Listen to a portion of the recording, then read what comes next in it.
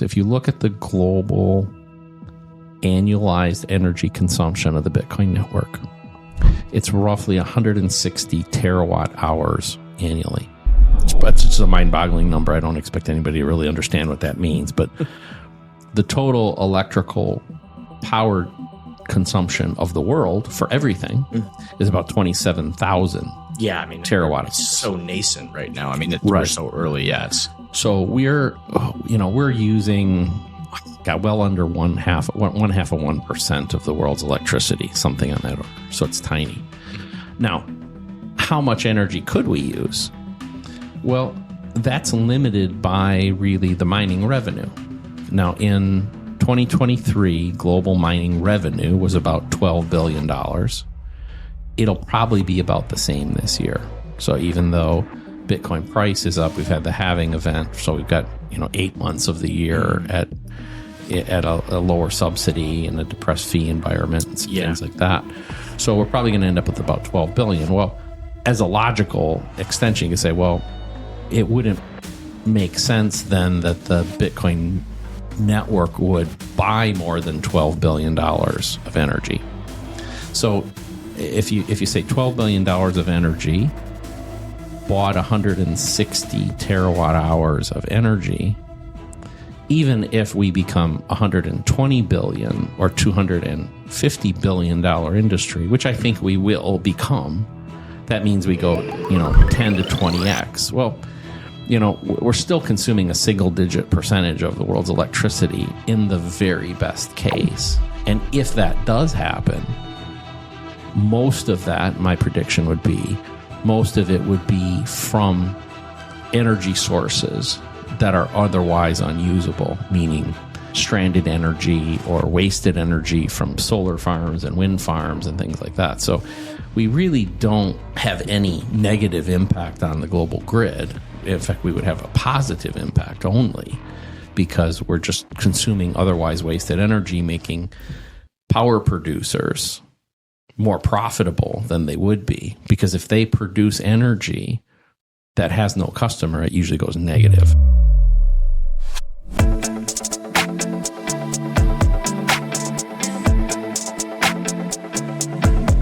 Welcome back to another episode of Cypherpunk'd. Today we're joined by my friend Bob Burnett, a technology pioneer who's been at the forefront of multiple revolutions, from developing some of the world's first laptops to serving as the CTO of Gateway. Now, as CEO of Barefoot Mining, he's bringing that same innovative spirit to Bitcoin. With his unique perspective spanning personal computing and cryptocurrency, Bob offers some valuable insights into the past and future of tech. We're excited to dive into your thoughts on Bitcoin, mining, and decentralized technologies. Welcome to the show, Bob. Hey, Maddie. Thanks for having me. How did I do? Was my intro good? Oh, awesome. Awesome. Even made me sound good. Yeah. You've drawn parallels between the early days of personal computing and the current state of Bitcoin. How do you see the gradually then suddenly adoption curve playing out for Bitcoin over the next 5 to 10 years? I think a great reference point is the early personal computer. And a lot of Bitcoiners like to look at, let's say, the way, where are we on this adoption curve? And the parallel that often gets used is the internet. But I think it's a bit of a false one and a bit misleading one, because there was something that preceded the internet that was really the enabler to the internet, which was the personal computer. And the personal computer, where it started is a bit foggy. Nobody can say for sure, but I'm gonna call it the introduction of the IBM PC in 1984. And by 2 years later, we started to see that thing really take hold. Now, that meant selling a few million units a year, not anything jaw-dropping. Mm-hmm. It took about a decade from that point. It's funny. I was sorry to interrupt you. I was looking at like when the first like automobile came out and like watching how it was only like maybe like 200 the first year, like 20 the first year, then 200, then 800, then 1600. It took almost like a decade before it like really was like penetrating like the majority of society. Right.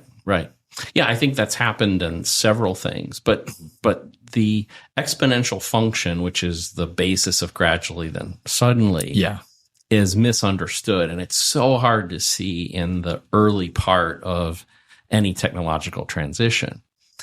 Well, in the case of the personal computer, we had, again, the IBM PC in 84.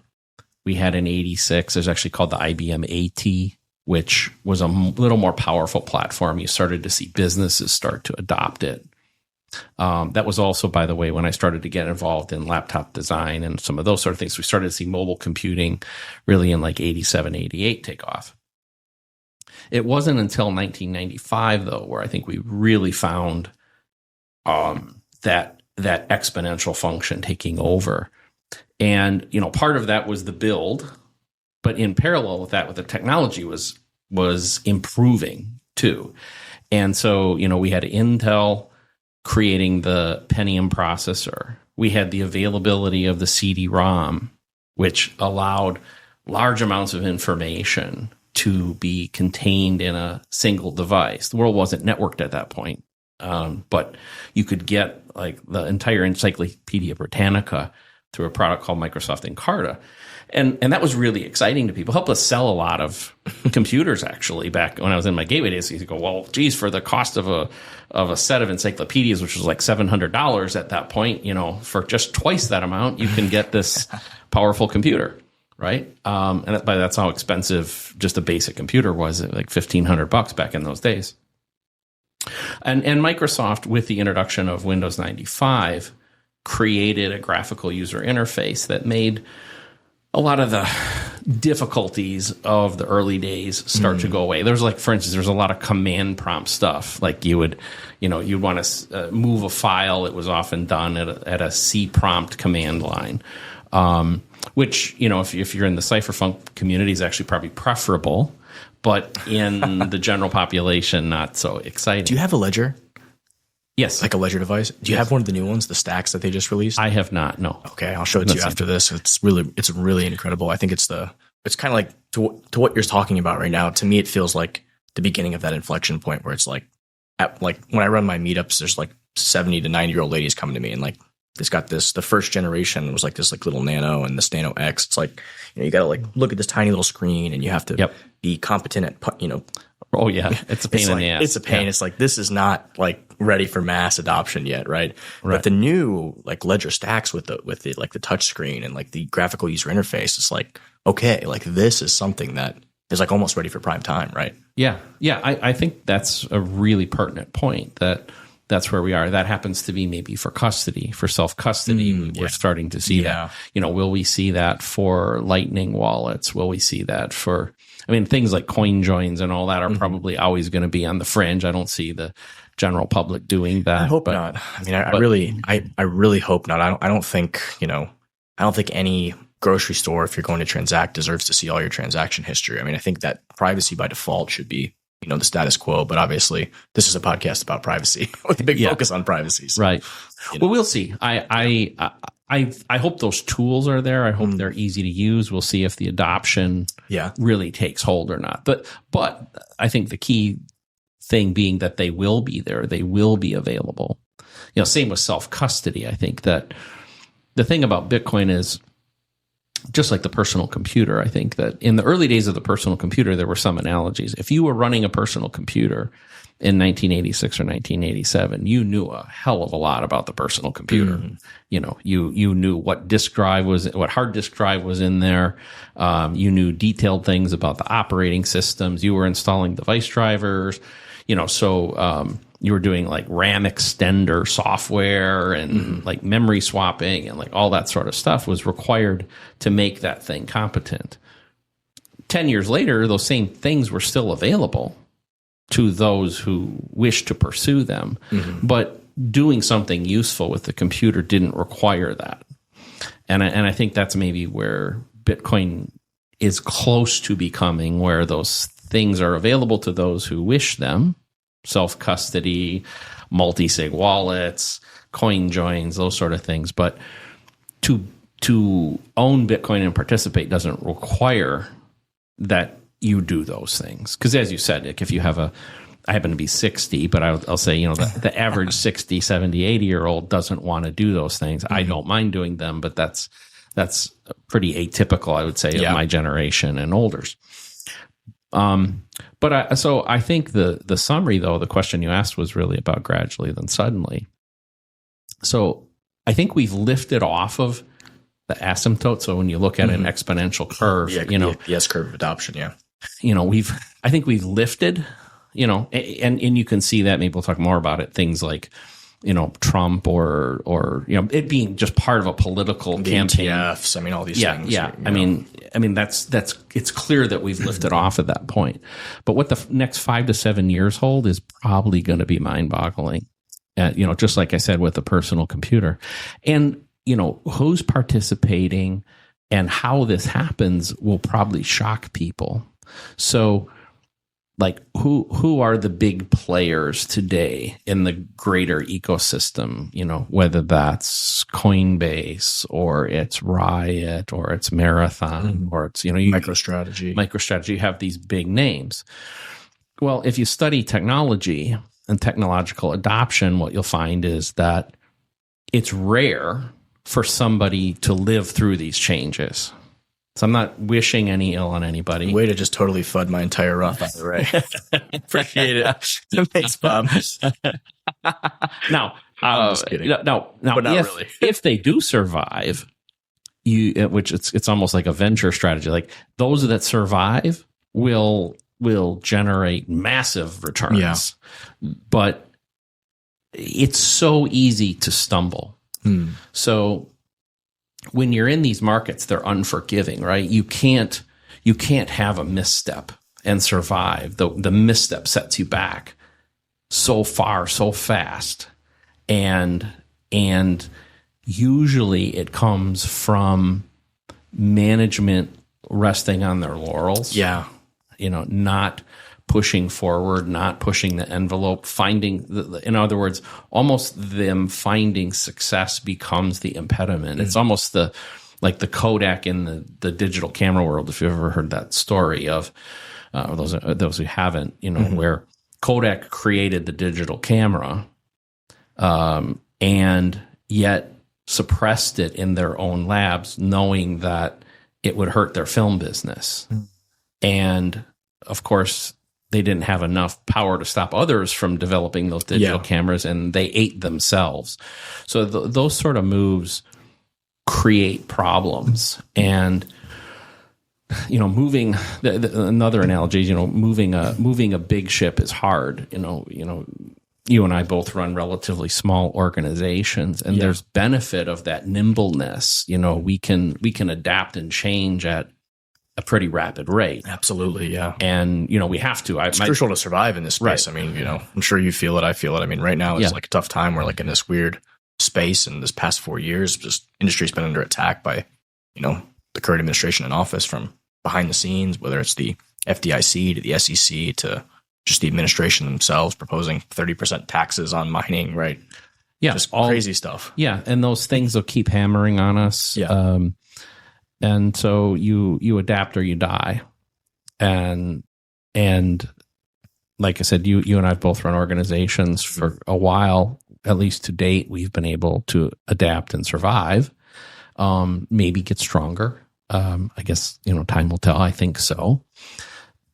But that's the nature of this beast. And being on top is no indicator of long-term prosperity. If we look at the personal computer, IBM invented it in 1984. They were the number one personal computer supplier all the way through the rest of the 80s. By 2000, they were out of business in the personal computer. If you look at Motorola and Nokia in the cell phone world, kings of the hill for the first decade, basically dead today, right? And so, they're often victims of their own success, I would say. So, again, not wishing this on anybody, but the giants of 5 to 10 years from now may be radically different from the giants today. And the giants today may go out of business. They may be purchased. They may be part of M&A activity. And I think, by the way, those that show, this is maybe to help you with your 401k too. I think there is a savior for a lot of those companies if they do stumble. That I think they all. I'm largely, putting my chips on people.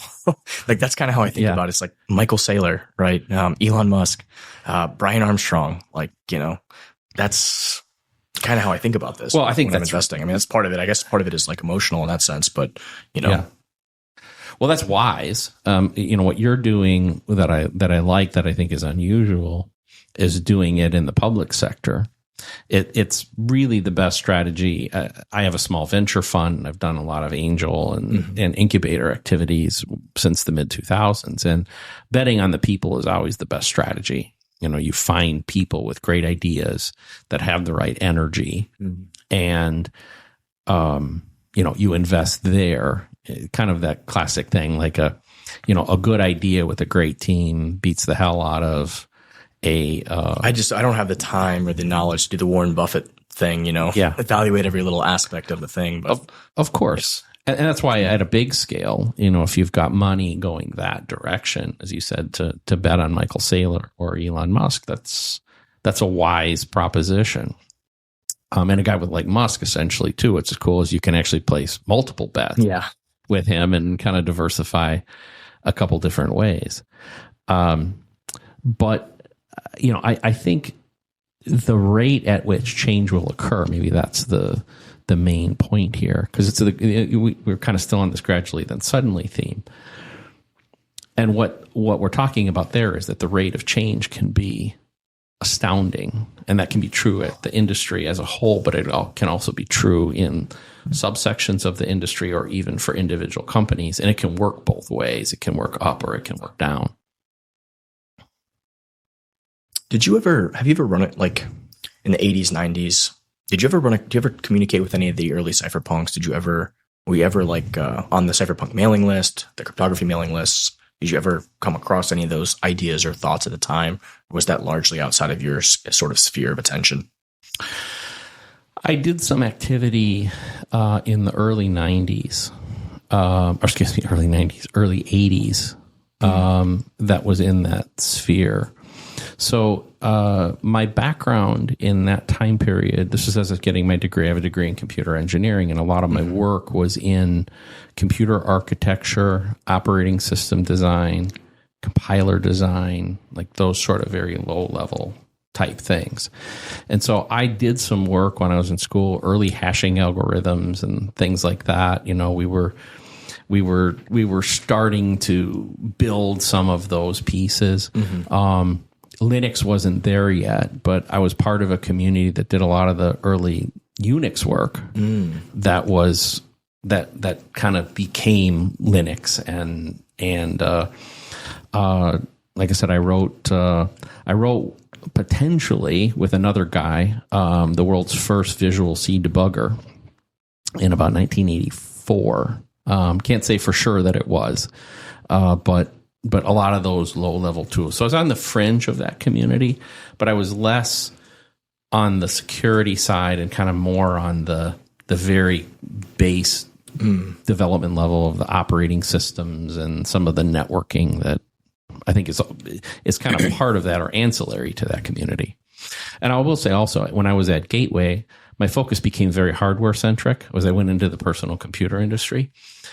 And we always find that community was a great customer base, because whatever the latest stuff that we were working on, they were the first consumers. Yeah. So we were very aware of them. The early adopters. Because if we would, if we would have the latest processor, there used to be something called a coprocessor that was very common. And so what you would do, this is kind of pre-GPU days and all that sort of stuff, is you'd buy a processor and then you'd buy a mathematical coprocessor that sat next to it. And so like if you'd have the 8286, which was the basic chip, or 8386, excuse me, which was a basic chip kind of common in PCs from the late 80s to the early 90s, you could optionally buy an 8387, which was a mathematical coprocessor. And so the cypherpunks like loved that stuff. And we made sure that when we worked with Intel, like what capabilities were in that, what mathematical functions could we support, those sort of things were really important. I know Hal Finney mentioned that when he developed a precursor to Bitcoin, his system was called RPow. He talked about using this, I think it was an Intel processor that did some kind of cryptographic function to prove that it was running a certain type of code. Are you familiar with that exactly? Or I am not, unfortunately. It was kind of an interesting thing. It was like he still had this central server that, sort of controlled this like digital cash network, but like he could prove that he couldn't tamper with it. It was like this, like he could prove that it was running this code of randomness, that he couldn't mess with it. And people could query it and say, it would respond and say, yes, I'm running this code. Here's the open source code. Here's the cryptographic key. It was kind of an interesting idea. These are some of just the thoughts before we got to Bitcoin, where we decentralized all of that. But the cypherpunks were really thinking about this problem and trying to innovate and figure out a way to have, a decentralized digital cash system. Yeah.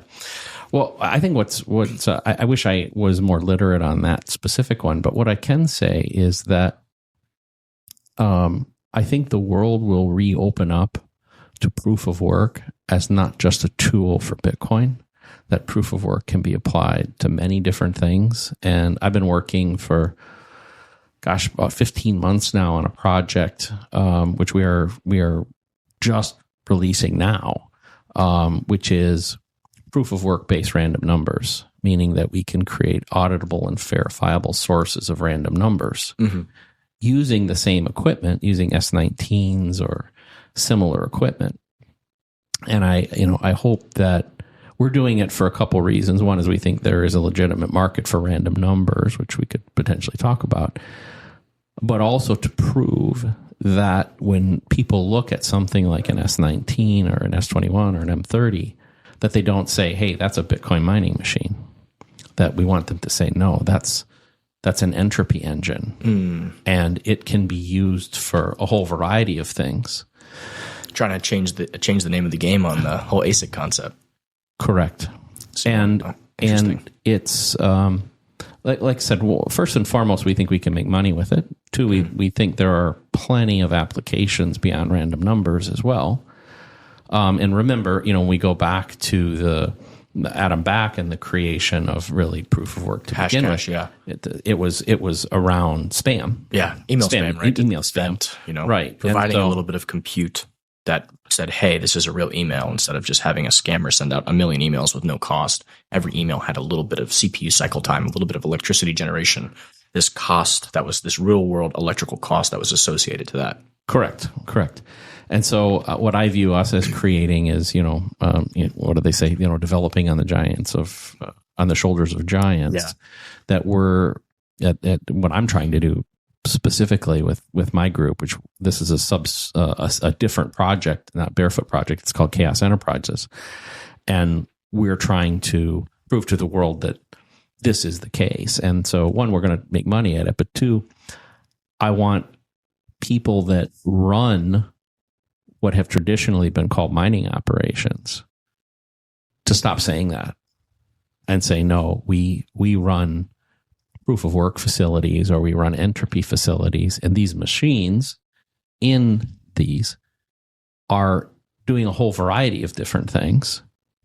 And by the way, they may not even know what those things are, because I think it's horrible for tax authorities, regulators, to try to make judgments about the use of energy. Yeah, it's crazy.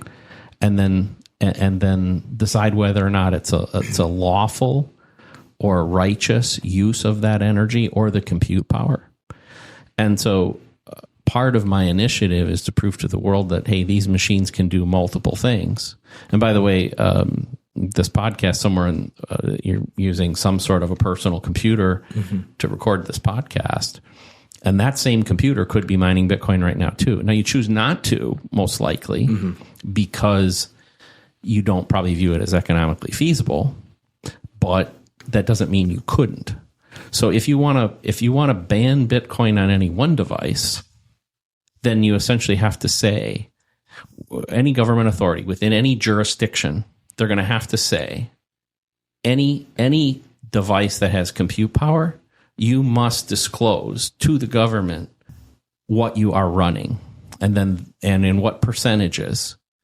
And then they will either tax you or ban you based on that response, which to me is a massive invasion of privacy. This is a cypherpunk focus Sounds thing. like It is the nightmare. Sounds like a book that George Orwell wrote. Yeah. Some Orwellian nightmare. Right. And so, around the world, we have to fight these bans. And I hope even if people are in jurisdictions, or put it different, if people out there hate Bitcoin, and they hate crypto, they hate all these sort of things, they still should support us in our right to do it, because giving authorities the precedent to say, hey, we are going to make an ethical, moral judgment about the software that you're running on your computer, and we're going to, tax you, fine you, imprison you based on those judgments. I mean, that is a Pandora's box that just, like, all the evil. You mentioned Orwell, Orwell didn't even imagine that one, right? Like, we're creating a state of dystopia that would be absolutely horrendous, and we see it in the news right now. Are you seeing what's going on in the UK right now? Oh yeah, horrible. I mean, this is like unfathomable. What's happening? I mean, unbelievable. Yeah. I mean, they're even threatening extradition of American citizens, and like, hey, fuckers, come get me. Are you guys? They're out of their fucking minds. I mean, they're nuts. I mean, this is like totally dystopian. Yeah. Just an attack on the most basic human right of free speech. I mean, this is unbelievable. I got friends in the UK right now that are like telling me, they're like defending this to me in conversations. I'm like, are you guys fucking insane? Are you nuts? Yeah. Like, oh, but it's hate speech or it's this. I mean, I'm like, wait till the other party gets in power and see what they do against your speech. What happens when your speech is now disinformation, right? Or hateful, right? All these subjective terms depending on who's interpreting them. I mean, it's fucking ridiculous. Right. I mean, it's one thing. But I'm a pretty strong free speech advocate, so there's really no case. It'd be one thing though if a guy took a selfie of himself with his AK-47 and posted a thing that says, I'm on my way to shoot you. Yeah. Like a threat. Like a legitimate threat. I mean, yeah. But even then, my view would be he has the right to express that in speech. And I would say, thank him for warning everybody that he did it instead of suppressing it. But yeah, and also in the news, kind of somewhat shocking, is Norway in the last 7 to 10 days has brought back talk of banning Bitcoin mining. Yeah, I was looking at putting equipment and machines there for years, and it's like the same thing with a lot of blue states here in the U.S. You've got, how do you know what the political climate's going to be? How can you be comfortable doing a business there? So I ultimately pulled away from deploying there because I wasn't sure what their I don't know what it's called. They have like a little Congress or a little, I forget the exact terminology of what it is, but like they like swing with the wind. You know what I mean? It's like, imagine investing millions of dollars and then the Congress or whatever it's called changes.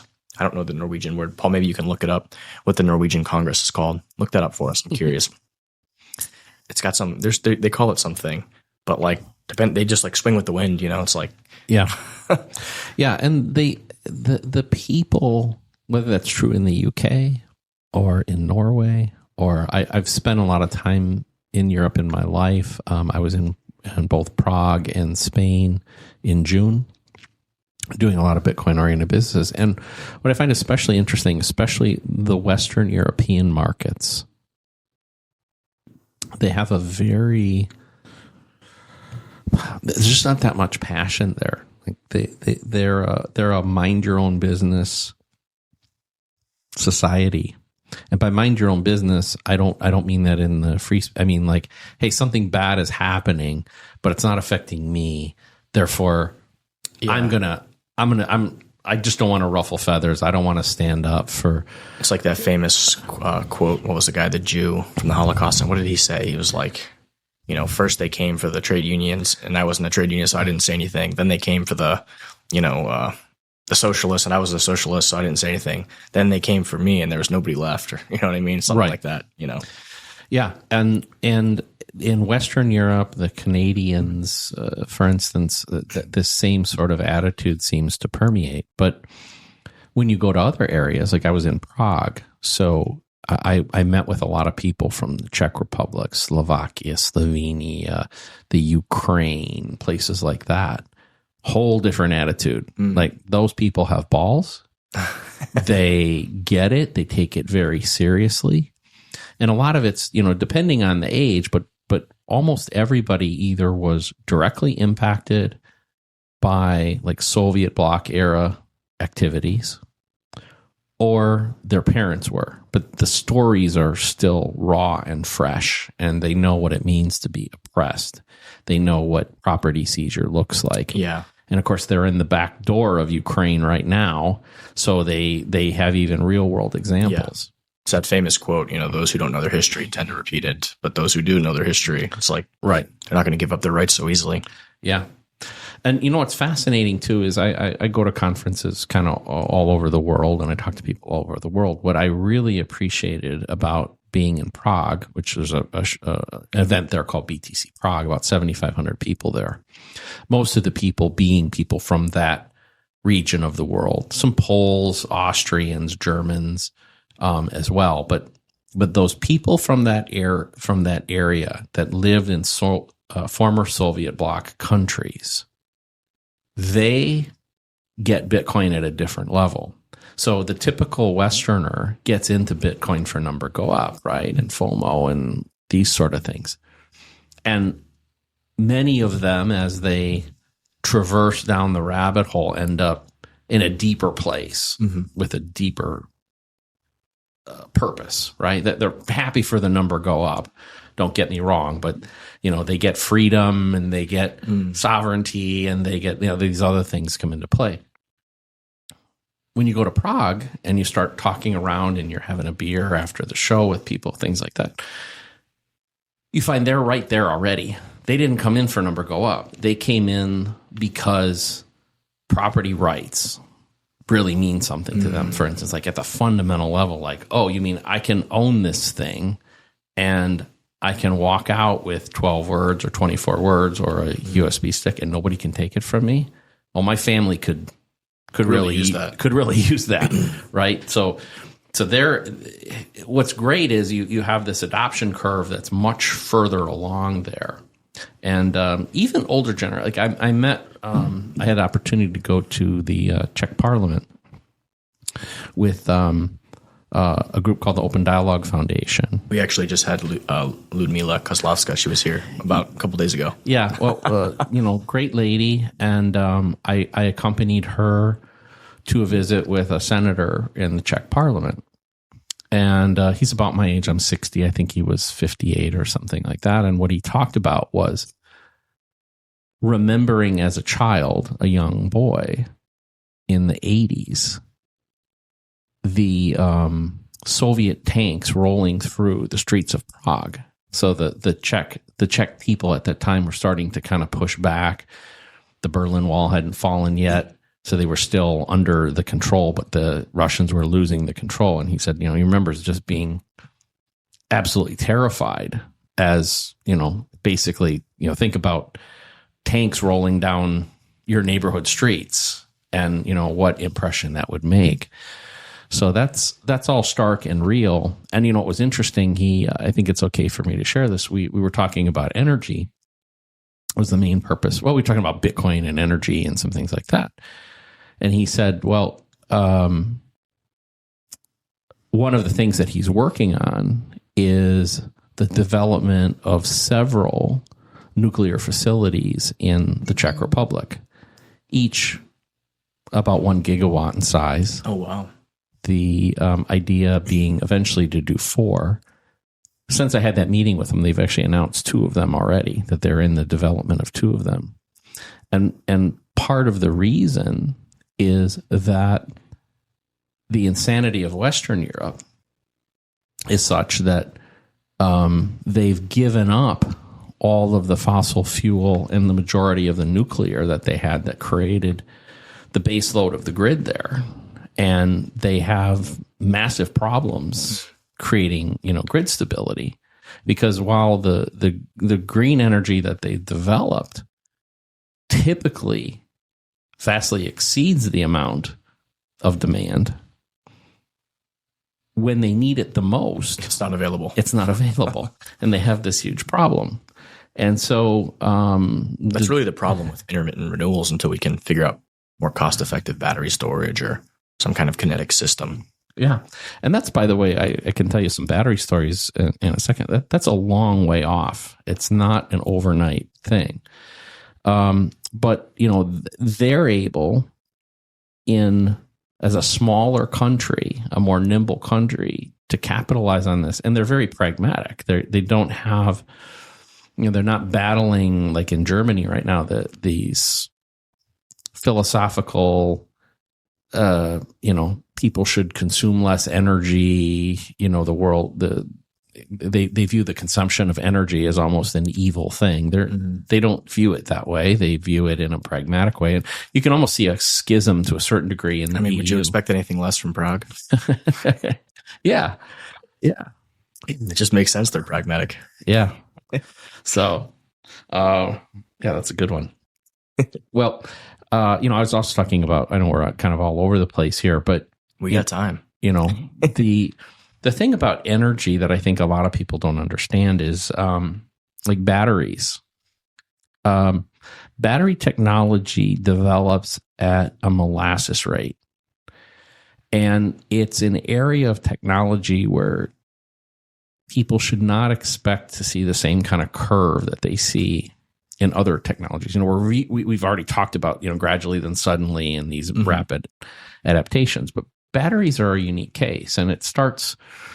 This hits home for me because very early in my career, I was working on a laptop design. I was a junior engineer, and one of the more senior engineers, who was somewhat of a mentor to me technically, had given me an assignment to work on some charging circuitry for a battery pack.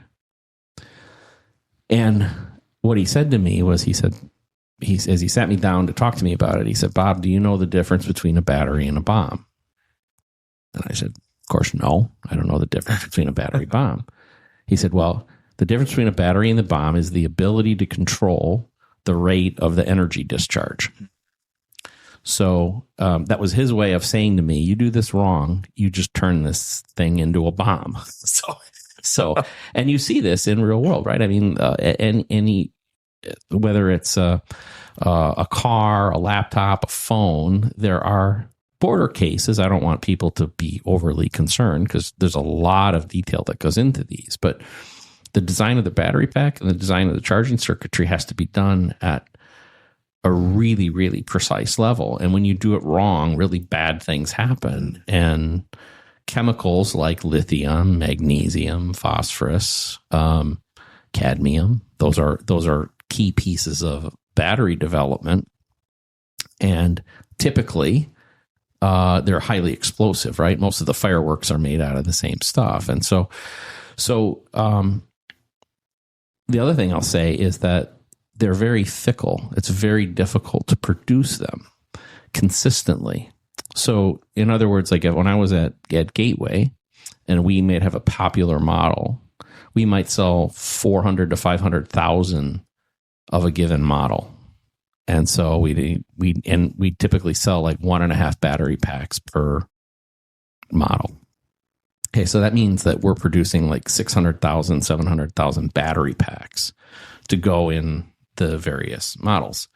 Now, if we have a design flaw that 0.1% puts even on an annual basis, 0.1% of the machines have a condition that can turn into a fire or a bomb.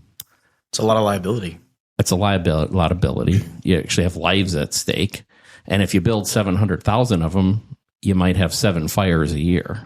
So if I had a design to a threshold greater than that in terms of reliability, because if I didn't, I would have probably killed some people and spent, my whole life in litigation just from that.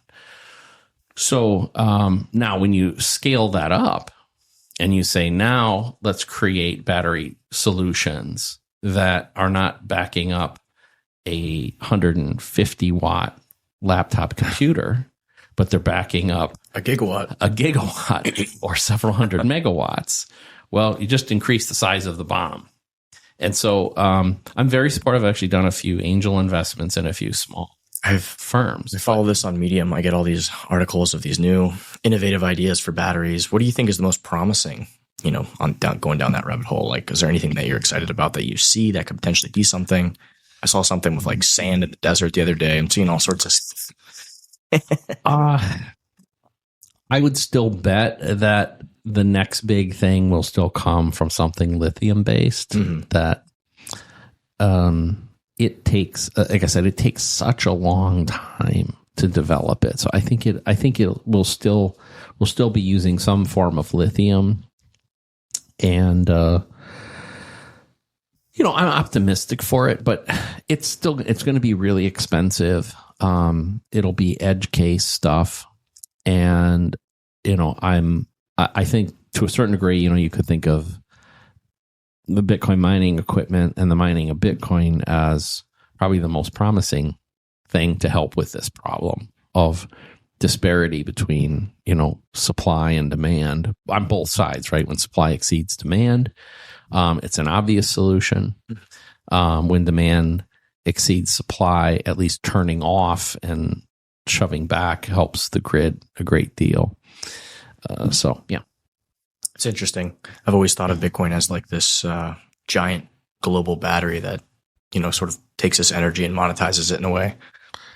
Yep. But, what you just said is just factually accurate, right? It's this great tool for grid management, grid response. Yeah. I mean, the incentives are clear, Yeah. more so than any other industry that exists, right? Absolutely. Now, I on that topic, though, one other thing I'll say is that I think that as an industry, Bitcoin oversells this whole thing. So even though I just kind of was a cheerleader for the whole thing, I want to temper it a little bit. Because I'll give you some stats, some interesting stats. I've done some work for Ludmilla and the Open Dialogue Foundation, and I think like part of that research was if you look at the global annualized energy consumption of the Bitcoin network, it's roughly 160 terawatt hours annually.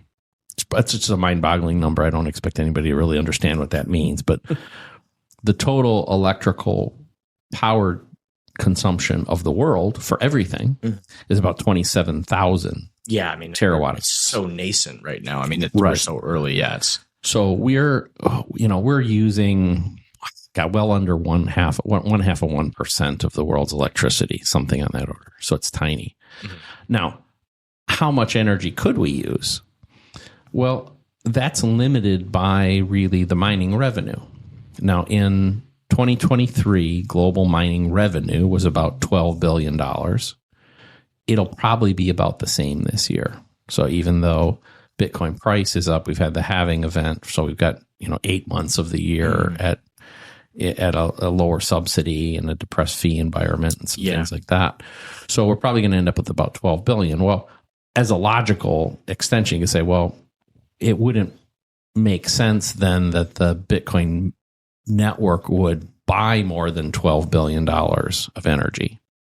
So if you say $12 billion of energy bought 160 terawatt hours of energy, even if we become 120 billion or $250 billion industry, which I think we will become, that means we go, 10 to 20x. Well, we're still consuming a single digit percentage of the world's electricity in the very best case. And if that does happen, most of that, my prediction would be, most of it would be from energy sources that are otherwise unusable, meaning stranded energy or wasted energy from solar farms and wind farms and things like that. So we really don't have any negative impact on the global grid. What we do have is, in fact, we would have a positive impact only because we're just consuming otherwise wasted energy, making power producers more profitable than they would be. Because if they produce energy that has no customer, it usually goes negative. Yeah, I mean, we can subsidize, further green energy builds, and indeed, that's exactly what's happening, right? I mean, we're largely subsidizing projects with 20 to 40 year ROIs that, can ROI in 5 to 6 years now if we bring in a couple containers and subsidize that deployment, right? Correct. And then they can go build the next project and the next project and really expand that. But the one thing that I think is underappreciated in all this, and again, I had a curtailment event a couple weeks ago, and it's like, shut off megawatts of energy. There's not many energy. I mean, yes, we're a small percentage, especially right now, of overall energy, but the concentration of that energy in one location, that's a pretty I think I had you're big on the ocean mining. Mm-hmm. I had Mark here the other day, and we were talking about this thing, right? I mean, he was in the control rooms of these things, but like to be able to literally turn off megawatts of energy by pressing one button, like that's a pretty powerful tool, even if it's a very small, overall. I mean, the fact that it's concentrated in that like one site is like megawatts, like, yep. Hey, that's like half of a town. You know what I mean? Like, it's a massive amount. Yeah, it's a massive amount of energy. Yeah. Yeah. Sometimes those people in the Bitcoin community, I think, start throwing around numbers like a megawatt and think of that almost as peanuts, right? Because I think they see a press release, just hypothetically, Marathon announces a 200 megawatt expansion. This company Z is doing 80 megawatts of expansion. And so if Little Barefoot Mining says, hey, we're doing a 1 or 2 megawatt project, they might think, that's peanuts. Well, a town of 20,000 people runs on about 20 megawatts. Yeah. Right. Yeah. So you can think of each megawatt as roughly equivalent to a town of 1,000 people, all the houses, all the businesses, all the infrastructure, the street lights, the whole thing. That's, a town of 1,000 people. So, I mean, that's like a couple hospitals. Hey, the hospital's now online, right? Yeah, otherwise wouldn't be, right? So yeah, it's a massive amount of energy that and it's I probably a rabbit hole we don't want to go down to, but we've already talked about batteries. It's dangerous. Like you have to, if you're producing and you have a megawatt and you don't have somewhere to put it, like it explodes. How do they do that? They like vent it into the ground, I guess, at these wind places and solar places if they can't store it. One of the most common ways is hydraulic pumps.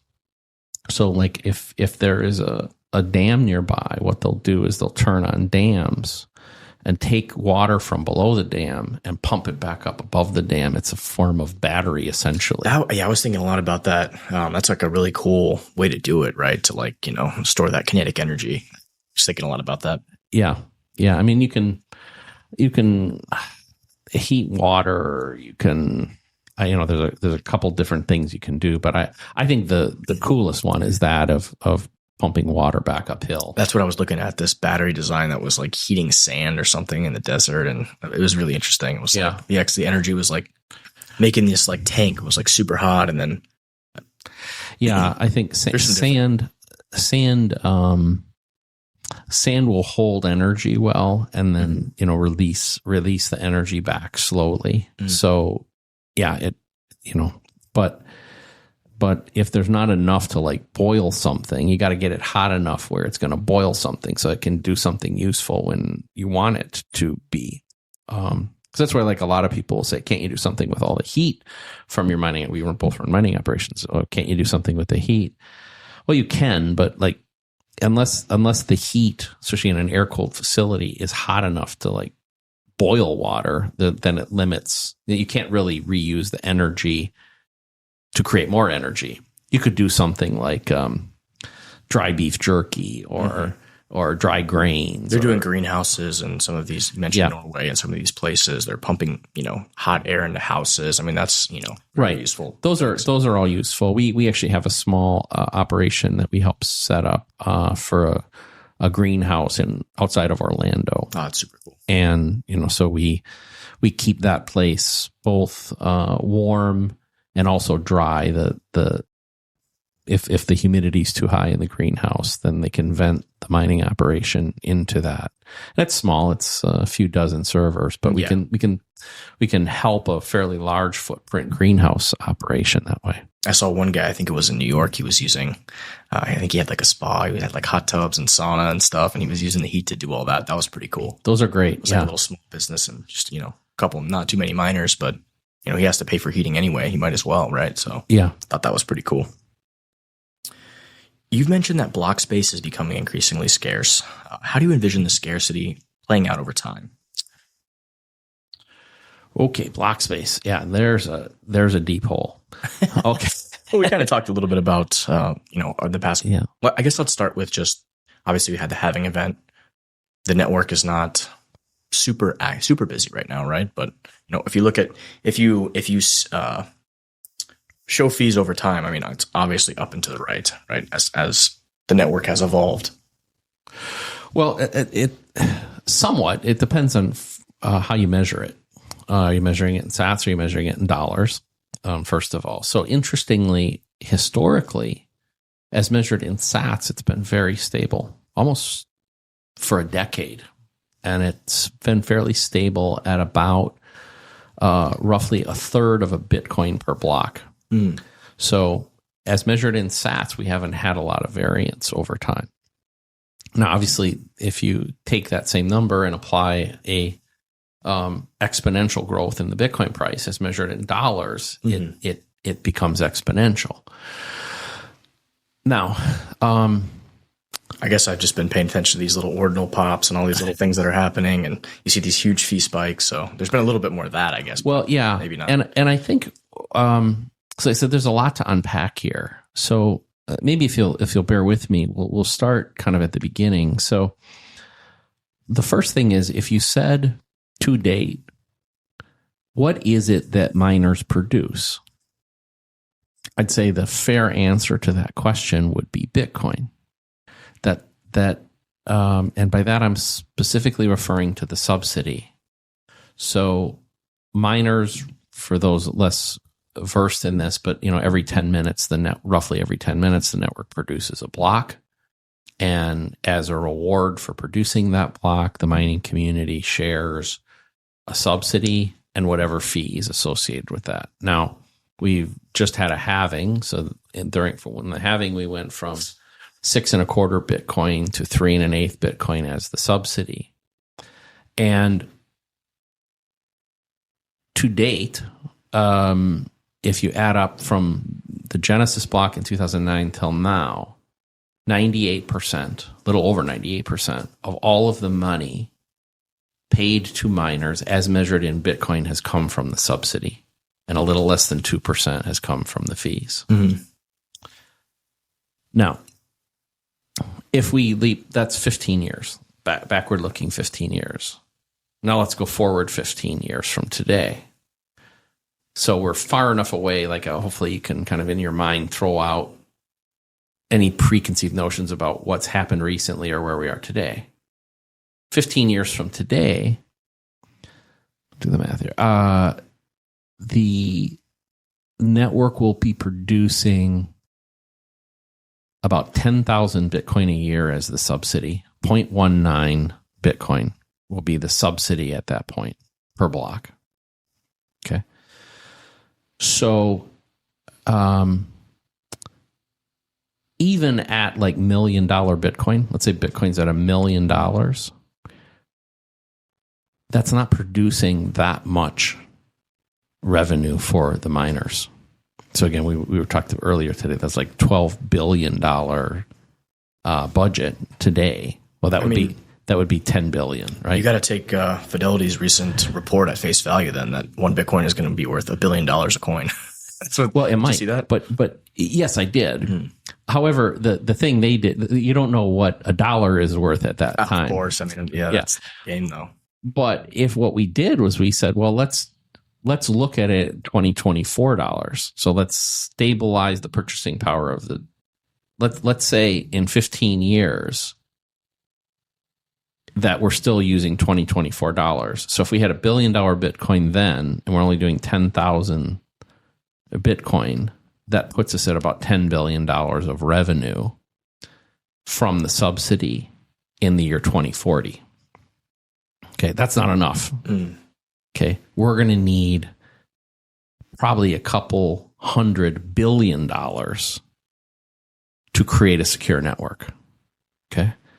So that means fees. This is my guess. I just ran some math recently on this over the weekend. Fees are going to have to be in the range of 100 sats per V-byte or more in order for the network to sustain itself. So that's one thing. The second thing is, I opened this by saying, what is it that Bitcoin miners produce? Today they produce Bitcoin. 15 years from now, they don't produce Bitcoin, they produce block space. So that's a radical change. We go from producing Bitcoin in a very stable manner because the subsidy is a fixed number. So as measured in Bitcoin terms, we have a very stable output. As a collective community, we are producing every 10 minutes a very stable number. In the future, we're going to get, let's say 15 years from now, my prediction would be, hey, we're producing 90+% of our revenue is coming from fees. And that has volatility with it, which, by the way, I think makes us true commodity producers. And that the act of mining, the industry of mining, now mimics that of any other commodity producer. So if you think of it like corn, if I am sitting in Nebraska and I've got 100 acres of land and I plant corn on it in April, I have a certain risk, right? So I know I'm going to have a harvest in October, but I've got risks of, I don't know what my yield is going to be. I don't know what the price of corn is going to be when October comes. But I have to sink a bunch of costs and make a bunch of commitments in April.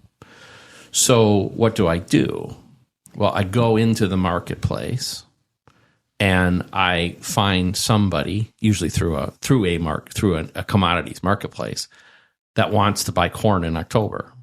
And who wants to buy corn in October? Well, if you're a commercial bakery or a big restaurant franchise, whatever, you're going to need to buy corn. And you know that you need to buy corn in October. You also don't want to have a high variability in how much corn you can get and what the price you pay is. So I could, as a farmer, say, hey, I will sell, I don't even know the price of corn today, but let's say it's $4 a bushel. I could go out. Unless you're Hillary Clinton, you'll never know the price of corn. Well, yeah, or Nancy. Yeah. Well, yeah, her and Nancy and all that crew, they know how to manipulate a market. But what I can do as a miner in the year 2040, let's say, it'll be much sooner than this, but it's easier to envision. And in 2040, what am I going to do? I'm going to say, well, I'm a miner. Let's just say hypothetically, I control 1% of the world's hash rate. I control 1% of the world's blocks. I'm going to create block templates. And I'm going to, for the month of October, I'm going to pre-sell block access. And so I can go to people who need that block access in October, which might be Coinbase, it might be a financial institution, an international organization, a high net worth individual, could be anybody. Futures marketplace, people that are just speculators. Yeah. Right. I think that's going to be a big piece of all this. And I think we're already starting to see the beginning of that. Yeah. And so I'll go out and say, well, I'm not going to sell 100% of my production. And, just like the farmer, I don't know 100% what I'm going to produce, even if I have 1% of the world's hash rate. I probably would produce about 45 blocks in a month, but I'm not going to try to sell 45. I may sell 4 to 8 blocks and offer them into the marketplace ahead of time. And so what have I done? For me, I lock in a revenue. I've offered it to the marketplace at 100 sats per V-byte. And by the way, I have to deliver. This is not just an exercise in speculation, but I, just like the farmer who has to produce the corn at the end of the thing, I have to produce the block space. So I offer it into the marketplace. Coinbase says, oh, hey, I know I'm going to do a bunch of on-chain resolutions, on-chain transactions in October. So I'm going to go buy a couple of those blocks from Bob. We lock in the price. When October comes, I have a private mempool. They send me the transactions they want processed for that month, and I'm legally obligated to execute and get them into a block. So I think that that's what's going to happen. Now, it changes the world a lot because there is a very finite amount of that block space that I think Bitcoiners have not really wrapped their head around very well. With 10-minute blocks, there are 52,560 blocks produced annually. And they're capped at 4 million weight units, which is roughly translates on average to about 4,000 transactions. That means there's about 200 million transactions a year. And there's very little opportunity to vary off of that number. Not a lot of upside to it. So we talked about, where we were on adoption and the S-curve. Well, it's true that fees recently have actually been very cheap, but they've been cheap even with the mempool still full. So the mempool's been sitting at a couple 100,000 transactions in backlog for 18 months. Very little. The difference and the reason fees haven't continually been high is it would appear that most of those transactions are not financial. And there's not an urgency to them. So if, in other words, if you're trying to do UTXO consolidation or a coin join, or you're trying to move something from an exchange to a cold storage or something like that, in general, you wouldn't put super high urgency to that transaction. And so you may request the transaction, but you put in it at a low fee. And if it takes a day, wonderful. But if it takes 3 weeks, it doesn't really matter. It doesn't matter. You're not sensitive to time difference with something like right. that. But if I'm trying to buy your car, if you are the supplier of my mining equipment or a transformer or something like that, well, that changes the game completely, right? Now the time element comes in. And so as it would be my belief that as adoption clicks up just a tiny bit more, that urgency takes over and fees will skyrocket.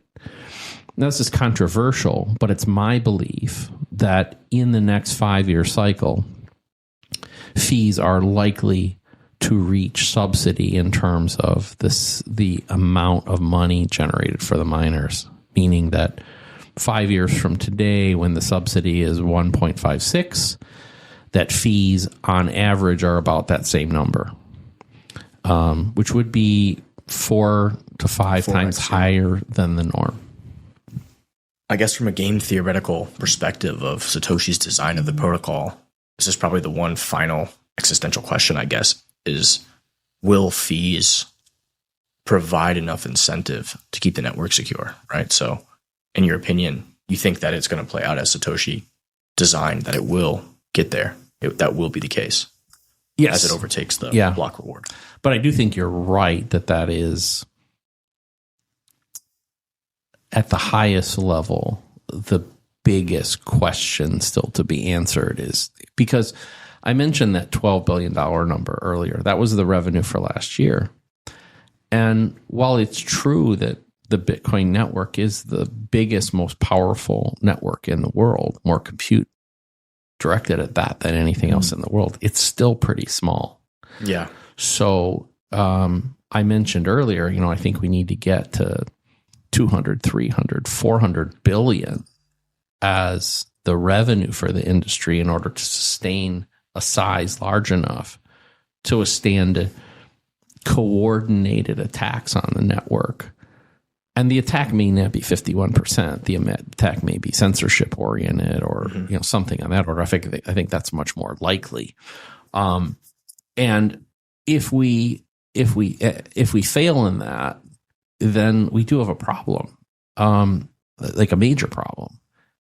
And to put it in perspective too, I did some work recently I just pulled up Bank of America's financials, and I looked at what their IT budget spend was, and they put it in a couple different categories, but it looks like they're spending, on the order of 10 to $12 billion a year on IT. They do about 200 billion in revenue.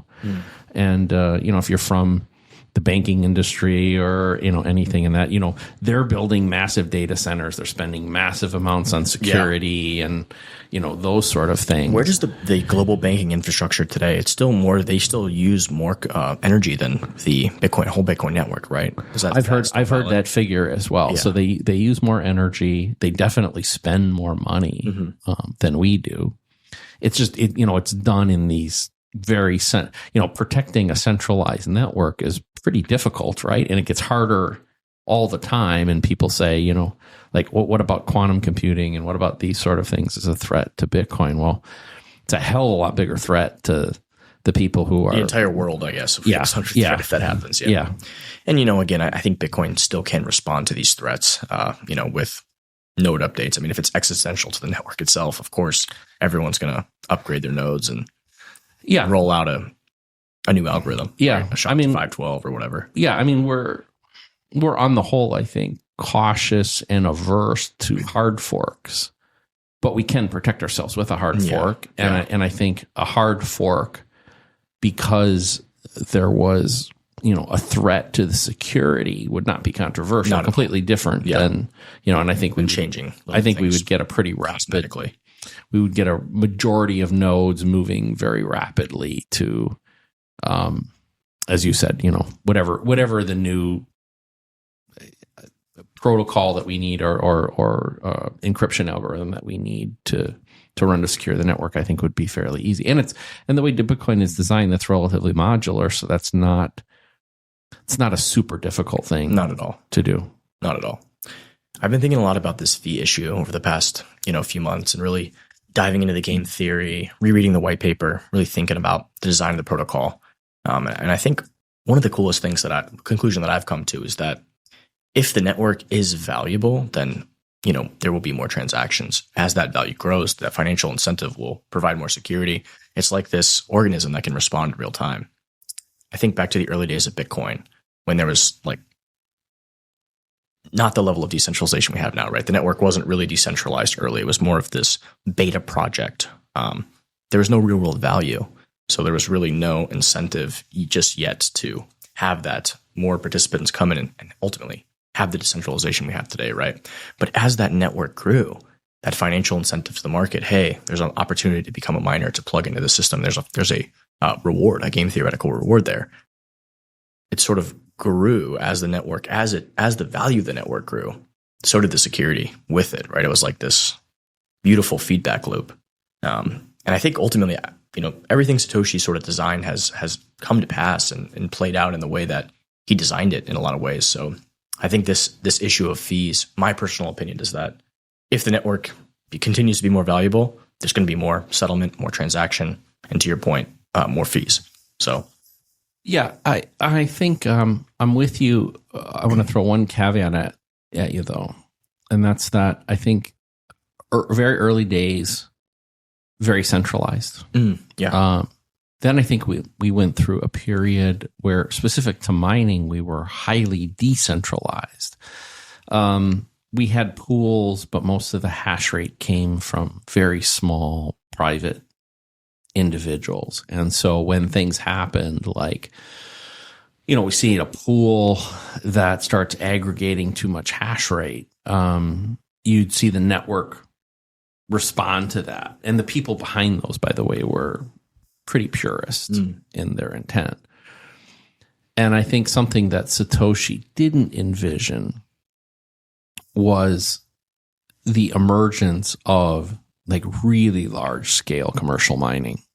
There were some references to it, but I think he had a couple. If I remember correctly, I feel like he did say that this would be commoditized or sent to data center. He had some inkling of, maybe not to this scale, but I mean, he did have something. He knew that it wouldn't be. He tried to keep the CPU era one CPU, one vote as long as possible. And he kind of said in a lot of his early forum posts that, it was inevitable that GPUs would come, and then that acceleration would occur. Yeah, I think he was more hopeful. You're right. I think he was more hopeful that we would still have millions of people running nodes and running miners, and we don't have that today. And I think that is unfortunate. I call those people rabbits, and they're very important. I hope that there is a proliferation of devices that is accessible to that crew. I think what people or organizations like BitAxe and FutureBit and some of those sort of things are doing is important. You're referring to those small little home lottery miners that you can plug in. Correct. Now, I think that infrastructure is still too immature. They're still difficult to use. There's a lot of issues with them, but their heart's in the right place and going the right way. I want to see them be successful. But what we need is an entire ecosystem that will support them. And, for instance, I'm involved with the design of our own ASIC, meaning the chip.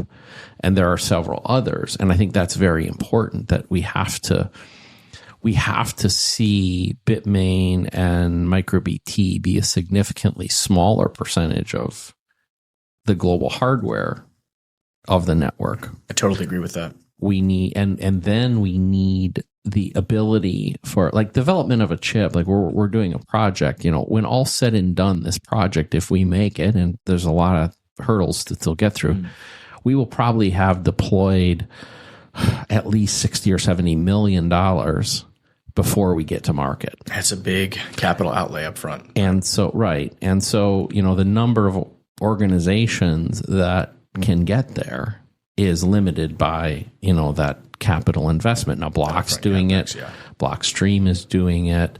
There's a group called Chain Reaction doing it. Our group's called M5ers. We're going to try to do it. And by the way, I hope we all make it. Yeah, that would be great for the market. That would be, great for the market. There's room for all of us. And what we, and like in our case, and I think in the case of a couple others, we will open up those chips to people who want to design systems. So those are two completely different skill sets. I actually come from the system design background, right? And so giving the BitAxes of the world who maybe want to design they want to design a 100-watt device that can plug into a wall and help people. That's wonderful. But, if you want to build heaters for spas, you want to build blanket warmers, pet. You want to have a pet bed that has a warmer in it. The possibilities are limitless, but we have to give the tools to those people. And if they can't get access to chips, because I met in Nashville with Scott from BitAxe, and they're basically dependent on recycling chips off of S9s or whatever. S9s or S19s. And when you start talking about desoldering boards to get at a used chip and reapplying it to another chip, and the data sheets of the chips themselves aren't even published. You have to re-engineer the whole thing. I'm going to take you in my lab, my R&D lab, show you what we're working on. It's great stuff, but you're one of the few people who can appreciate it. Yeah, but we're talking about a limited number of the people in the world that have the skill sets, the capability, and micro solder and do these types of things. And no doubt. And so read the electrical schematic charts and it's just not scalable, right? People that do it in the short term, there's a great opportunity. God bless you. I support you. But it'd be a hell of a lot easier. Like when I went out back in my days, we'd buy from Intel or AMD or Cyrex or Chips and Technologies, and we'd have a sales rep and a technical support representative, and they'd walk in with a data book and they tell you, here's what every pin does. Here are the tolerances. These are the operating conditions. If there's a firmware update, you get access to it. If there's a different version of the chip, and we had all that information, and until we have that maturity, we don't really have that infrastructure to support all that. And so the reason we're talking on this a bit of a rabbit hole, though, is that portion of the market creates the greatest amount of immunity and the greatest decentralization of the network. Because we're on a path right now where the biggest hashers in the world are really just that. They are hashers. They are hired guns that are renting their hash rate to pools. The pools are the real miners. From the perspective of the Bitcoin network, basically only the pools are the miners, meaning the pools have nodes that connect to the network. The mempool of the pool determines what transactions will go in the templates used by the hashers, and the pool makes all the decisions about those templates. Mm-hmm. I know that's probably a big mouthful there, but there's a couple different rabbit holes we could go down from here, but real quick for the listeners, a mempool is basically all the transactions that haven't been put into a block yet, and they're just kind of sitting there. And different, block producers can have different mempools essentially too. Correct. Every node has its own mempool. Yeah, exactly. It's not a centralized repository. Similar, but they in general are communicating. Yeah. Each node is in general communicating, hey, I have these transactions, and it'll tell the nodes it's connected to that, if it has a new transaction that should be considered. Yeah. But each node is not required to do that. It does not have to broadcast new transactions to others. So, and there can be latencies and things that delay it. So in general, there's 200,000 transactions in what we'll call the mempool, but in reality, that's a common set of transactions that exists. And there may be, for instance, Mara has an accelerator service, and as does Luxor. And those transactions that go into those accelerators typically are not broadcast to the rest of the network. Yeah. So, and they'll have side arrangements with pools and block producers to try to get those transactions into blocks. That's just a whole nother potential market that's just kind of like an off chain here. So there's just... Correct. It's very interesting to see this ecosystem evolve and change over time. Yeah. So I had Mark here. We talked a lot about ocean mining maybe a week or two ago, but now that you're here, tell us why ocean mining is important. You're heavily involved with them. What's going on? Yeah. So thanks for asking. And I just, from a case of full disclosure, so everybody knows, I'm on the board of directors at Ocean, and I have an investment through my fund in Ocean. So I do my best to be unbiased, but I don't want anybody to think I'm to the degree people think I'm cheerleading for Ocean. Yeah. I do want to be transparent that I have. Well, you are, because you believe in what they're trying to do here. Yeah. Let's unpack it. And so first, there are about 15. If we look at the last couple weeks, we'll probably see about 15 pools that have mined a block. Some might have mined one or two, and some may have mined several hundred or 1,000 even in that period. Of those 15 pools, you'll see about 90% of the blocks came from 6 companies. See if I can get them all. Foundry, Antpool, Luxor, F2 Pool, and Via BTC. I might have missed one. Anyway, so those pools, about 90% of them will come from those 6 companies. Foundry, which has about 30% of the world's about 30% of the world's blocks, is a pretty independent organization. That's the good news. It's a US-based organization. It's a KYC pool.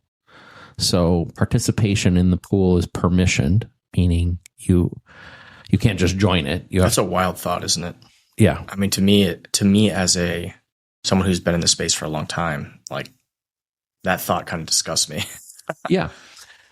And they were the kings of something called FPPS. So they came out of nowhere just 3.5 years ago, from nothing to being dominant.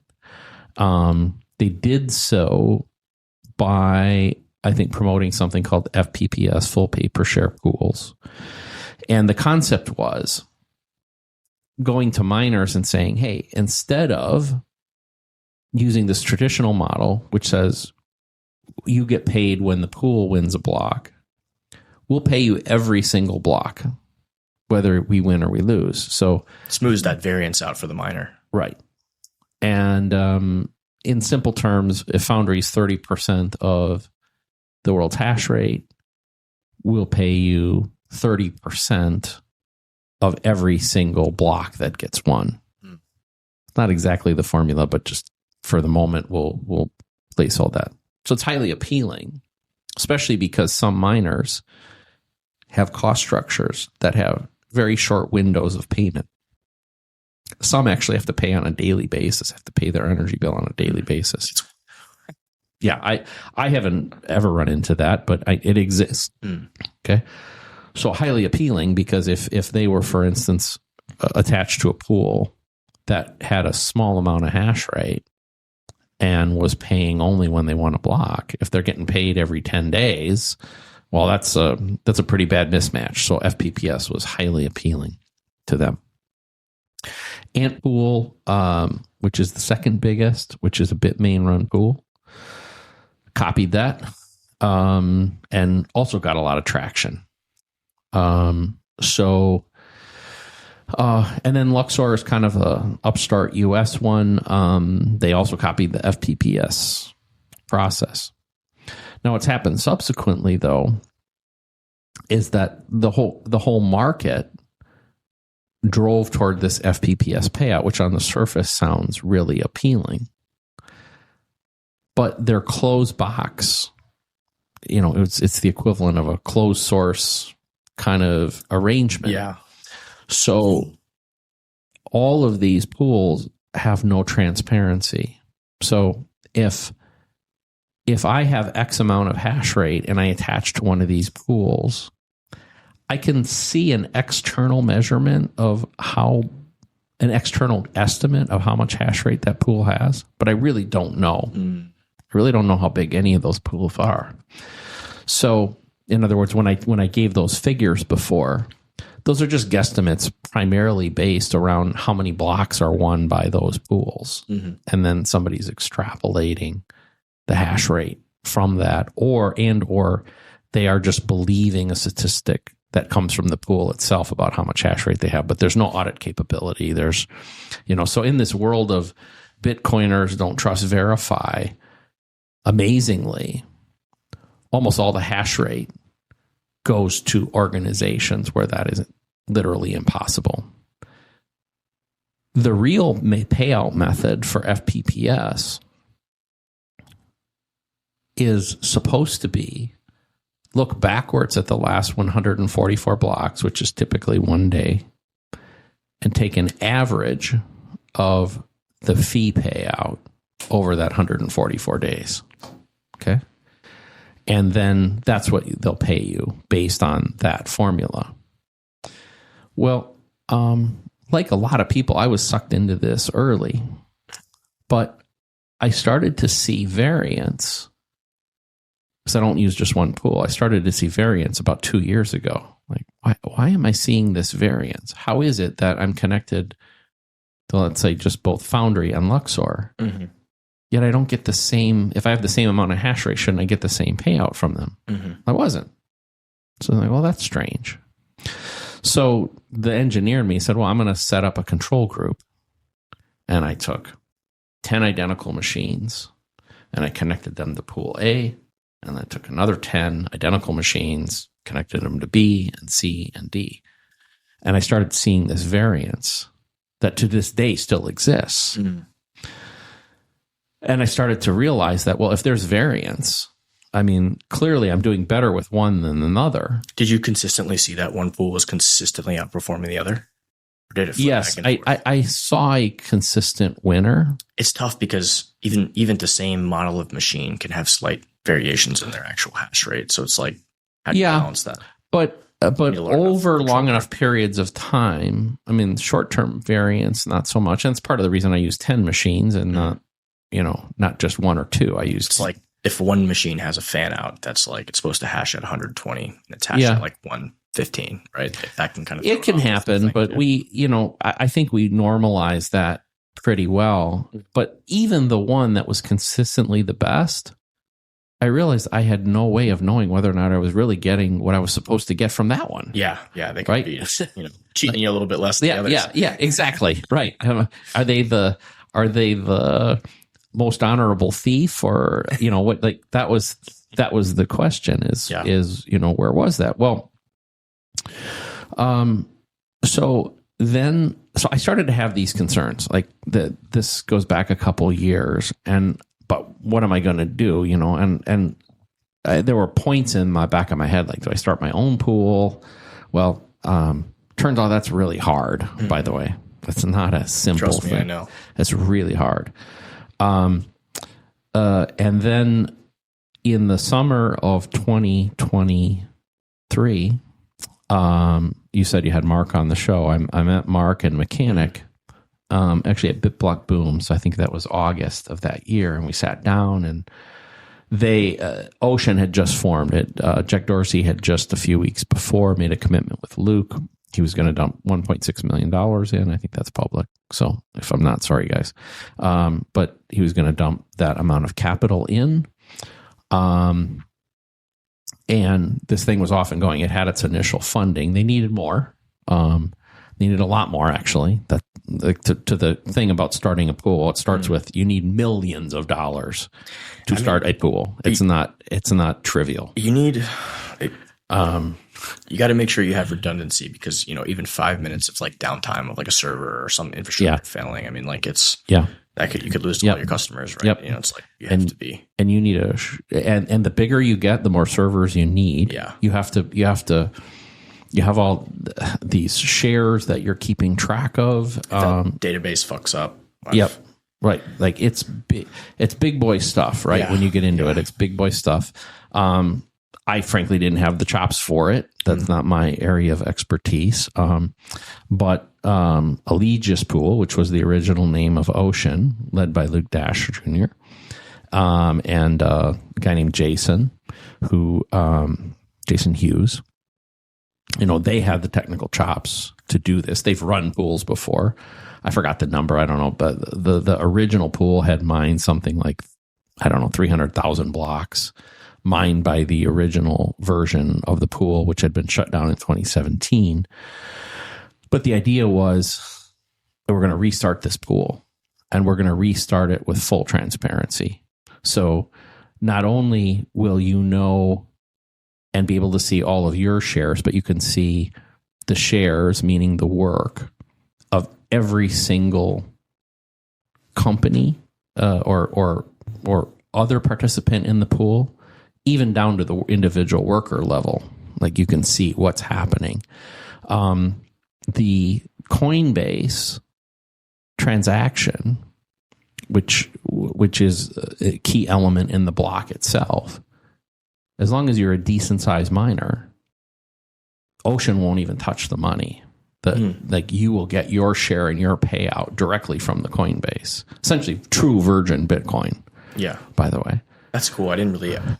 I mean, Mark and I went into this a little bit. I had no idea that was even possible, that you could have a block payout, directly from the blockchain itself through the Coinbase to multiple wallets. I thought it just had to go to one individual. That's interesting. So, and then the biggie was that Ocean would move toward what I would call true mining, meaning that those contributing the hash rate would have the option of creating their own template. That's a big deal. Right? Yeah.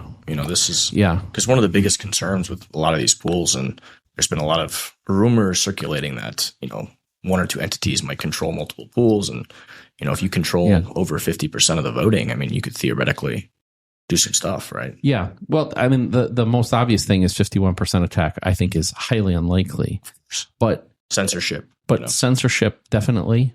And also, as we do approach different proposals about soft forks or even hard forks in the future, most of the activation mechanisms are through the blocks.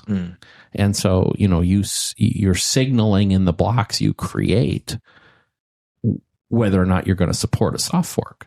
And so there's a lot of control that comes, from that. Satoshi would be happy with that, right? It goes back to this idea of, one CPU, one vote.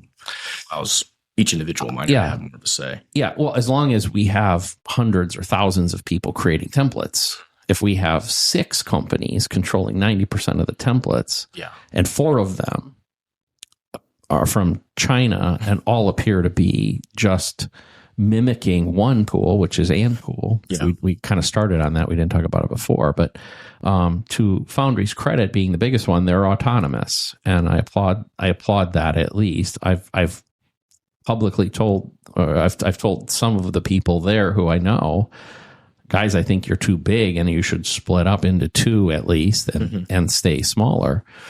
They haven't acquiesced to that yet, but the real concern is Bitmain, because they appear to be controlling something well north of 30 and potentially north of 50% of the templates.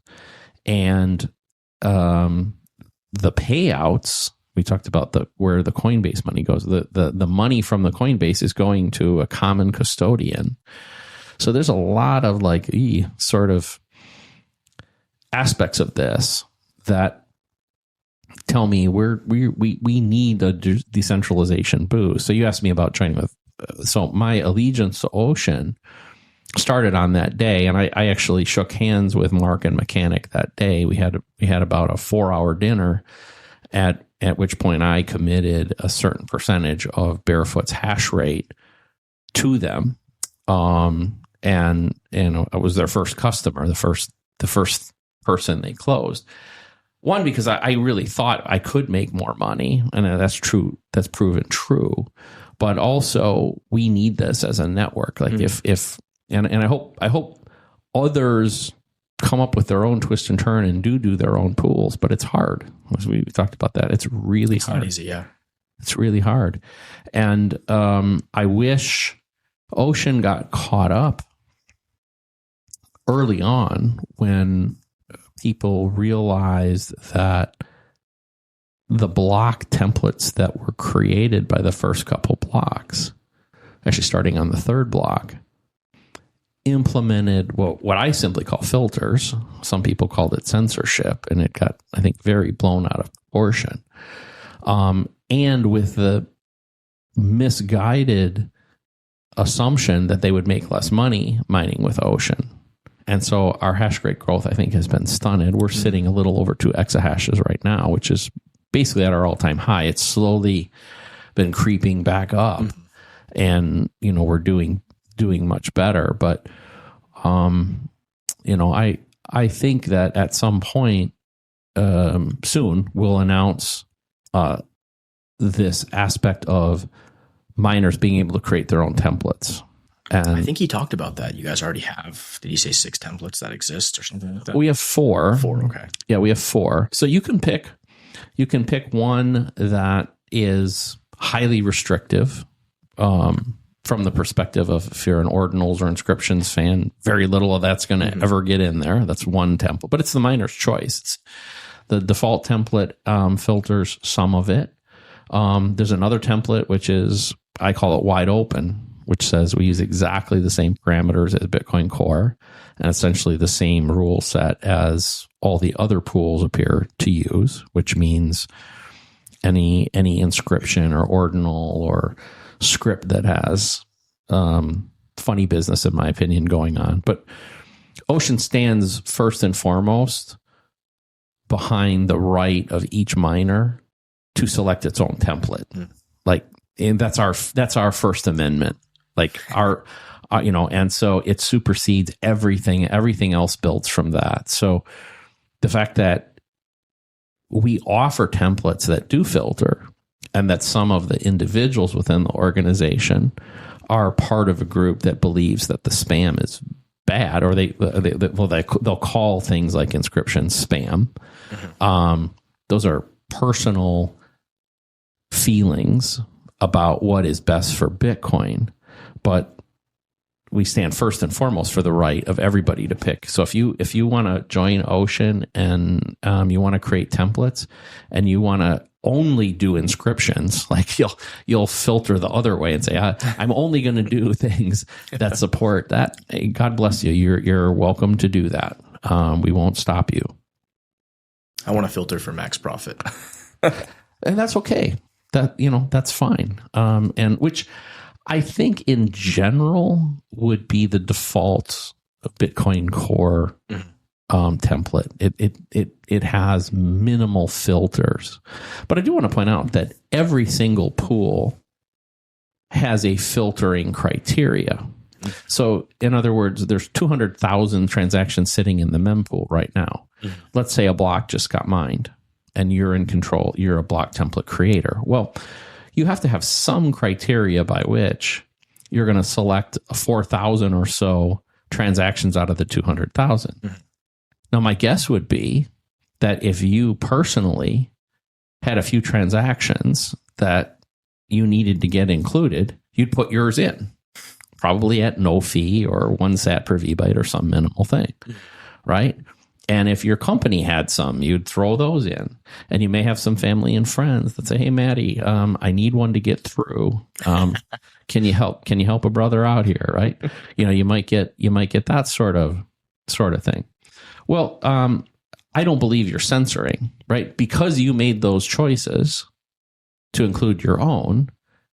In the end, there's a couple that would have maximized your financial performance in a direct manner. A different way, but you've made this algorithm to select in that particular way, and I'm going to do the same thing. Now, in the future state, who is mining is going to be a really important question. Is it a nation state? Is it a financial institution? Is it Apple? Is it Maddie? Is it a mining company? I'm a contrarian here. I think that we will see fewer and fewer mining companies in the future, and that mining will become the purview of hopefully a group of rabbits who believe in Bitcoin and what it stands for, and they want to support things like self-custody and help people do UTXO consolidation and those sort of things. Let's unpack this concept a little bit, because I know you have this, you say the rabbits and the horses and the elephants for our listeners. Let's talk a little bit about that. Okay. So going back a few years when I looked at the mining ecosystem, what I saw was 3 distinct classes of mining emerging.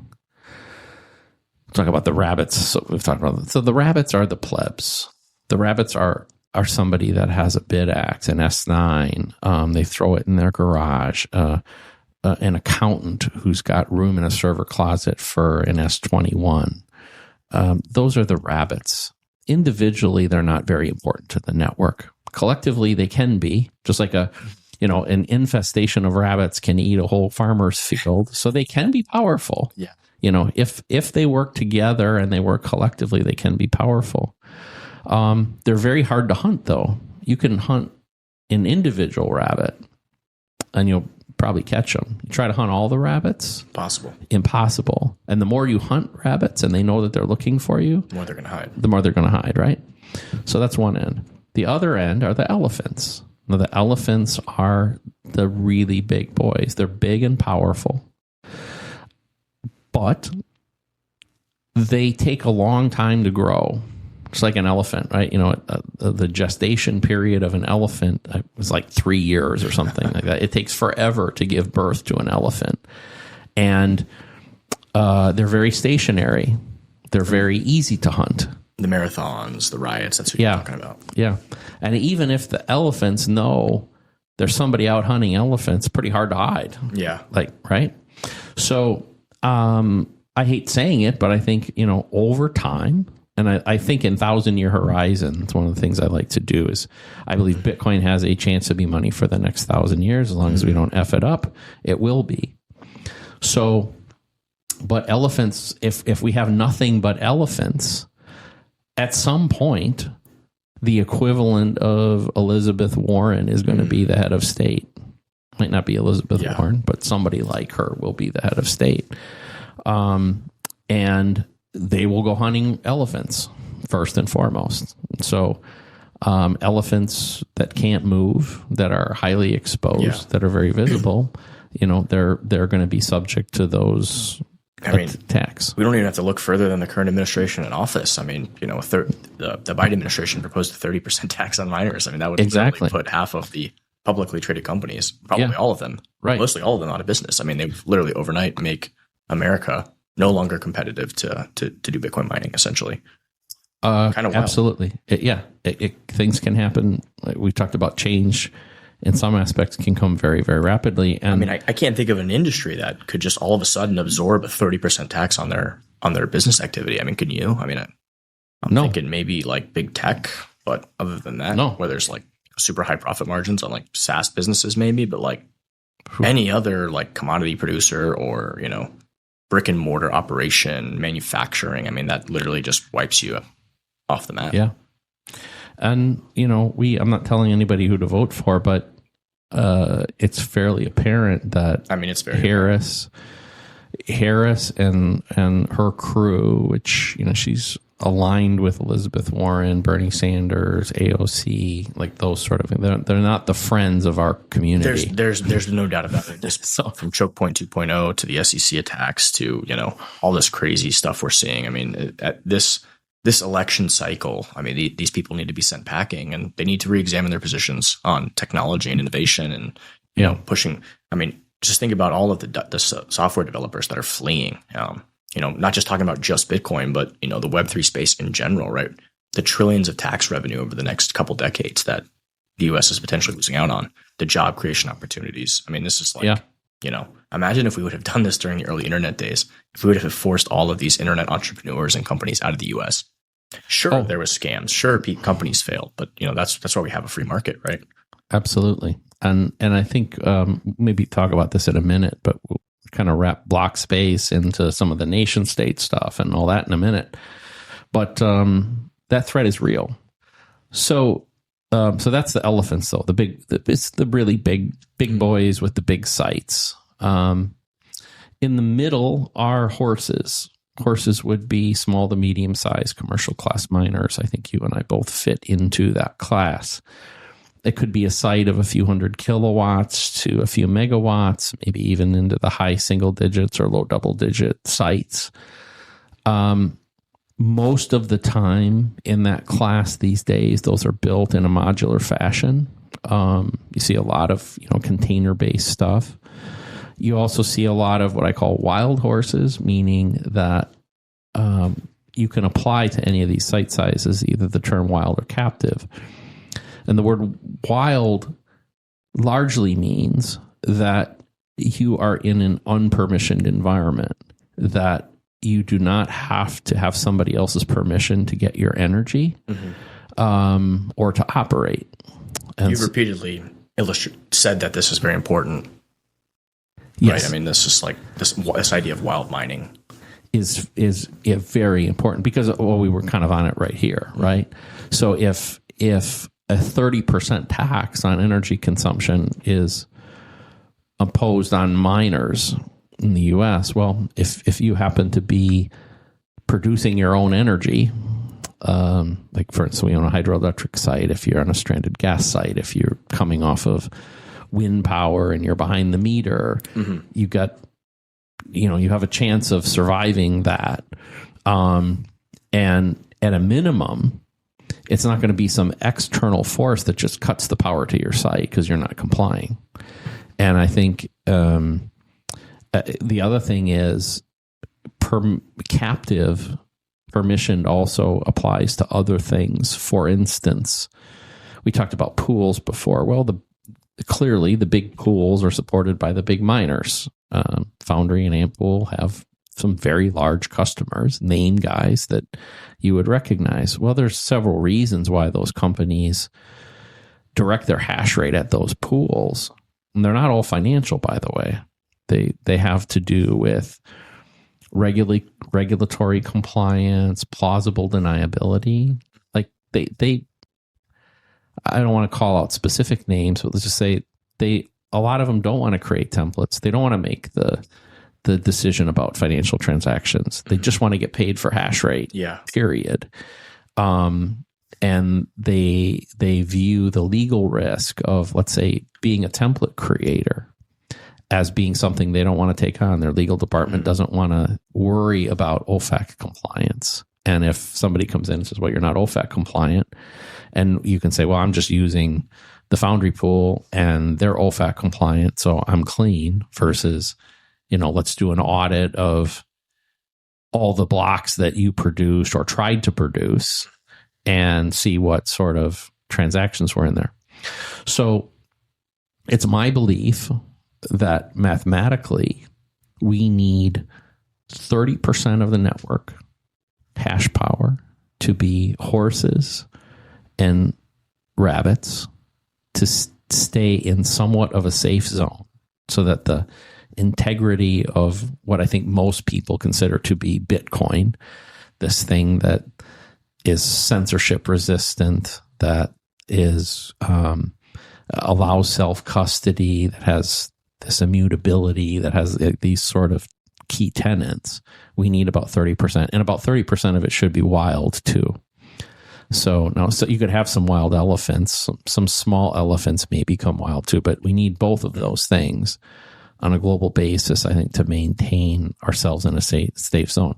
That doesn't mean if we drift under those numbers that Bitcoin blows up immediately. But now we're in a very dangerous situation where a directed attack on the network now has some probability of success. And I should point out, some people have accused me of being an alarmist in the past. And I told you the story about batteries before. Yeah. I mean, right? That was your job, right? You want to make it's my job. Yeah. I am an alarmist. I worry about things that are 1 in 10,000 probability or 1 in 1,000 probability, because I'm thinking about 1,000 years. I'm not thinking about today or next year or next week. I'm trying to say, hey, I said, I'm 60 years old. I won't be here to see the end of this thing.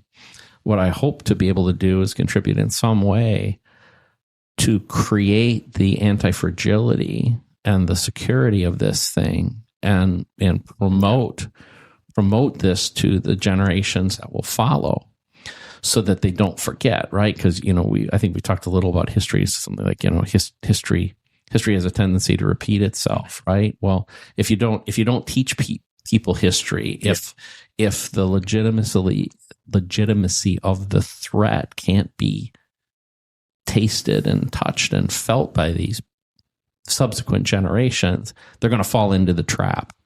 There will be constant centralization forces, always moving. Like anything that gets big and successful is going to naturally try.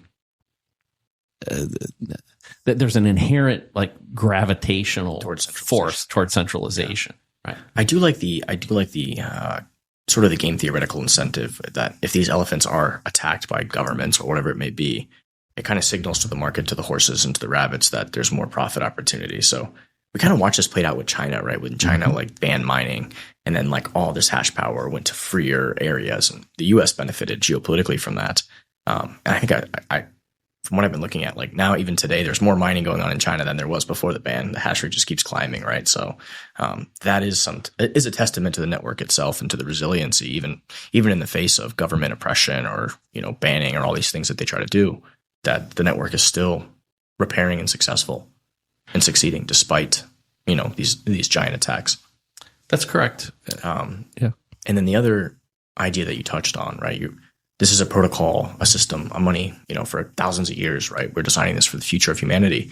And we're there's that quote that's like, we were too late to discover the world, and we're too early to discover the stars, but we're just in time to fix the money, something like that, right? So it is important to think about these risks over long time horizons, right? Because even something with, a tenth of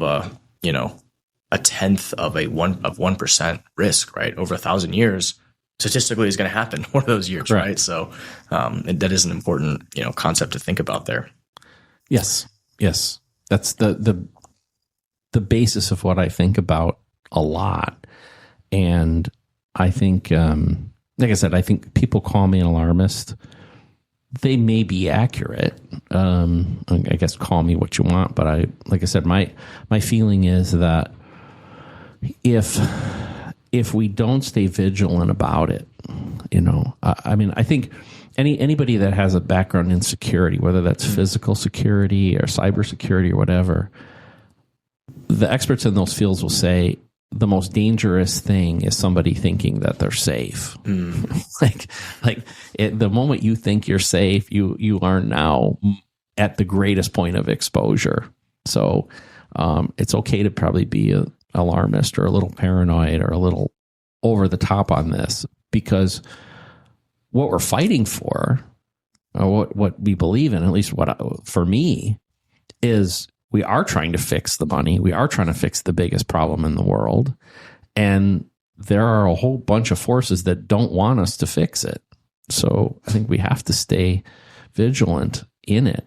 And it presents an interesting kind of dichotomy, though, in that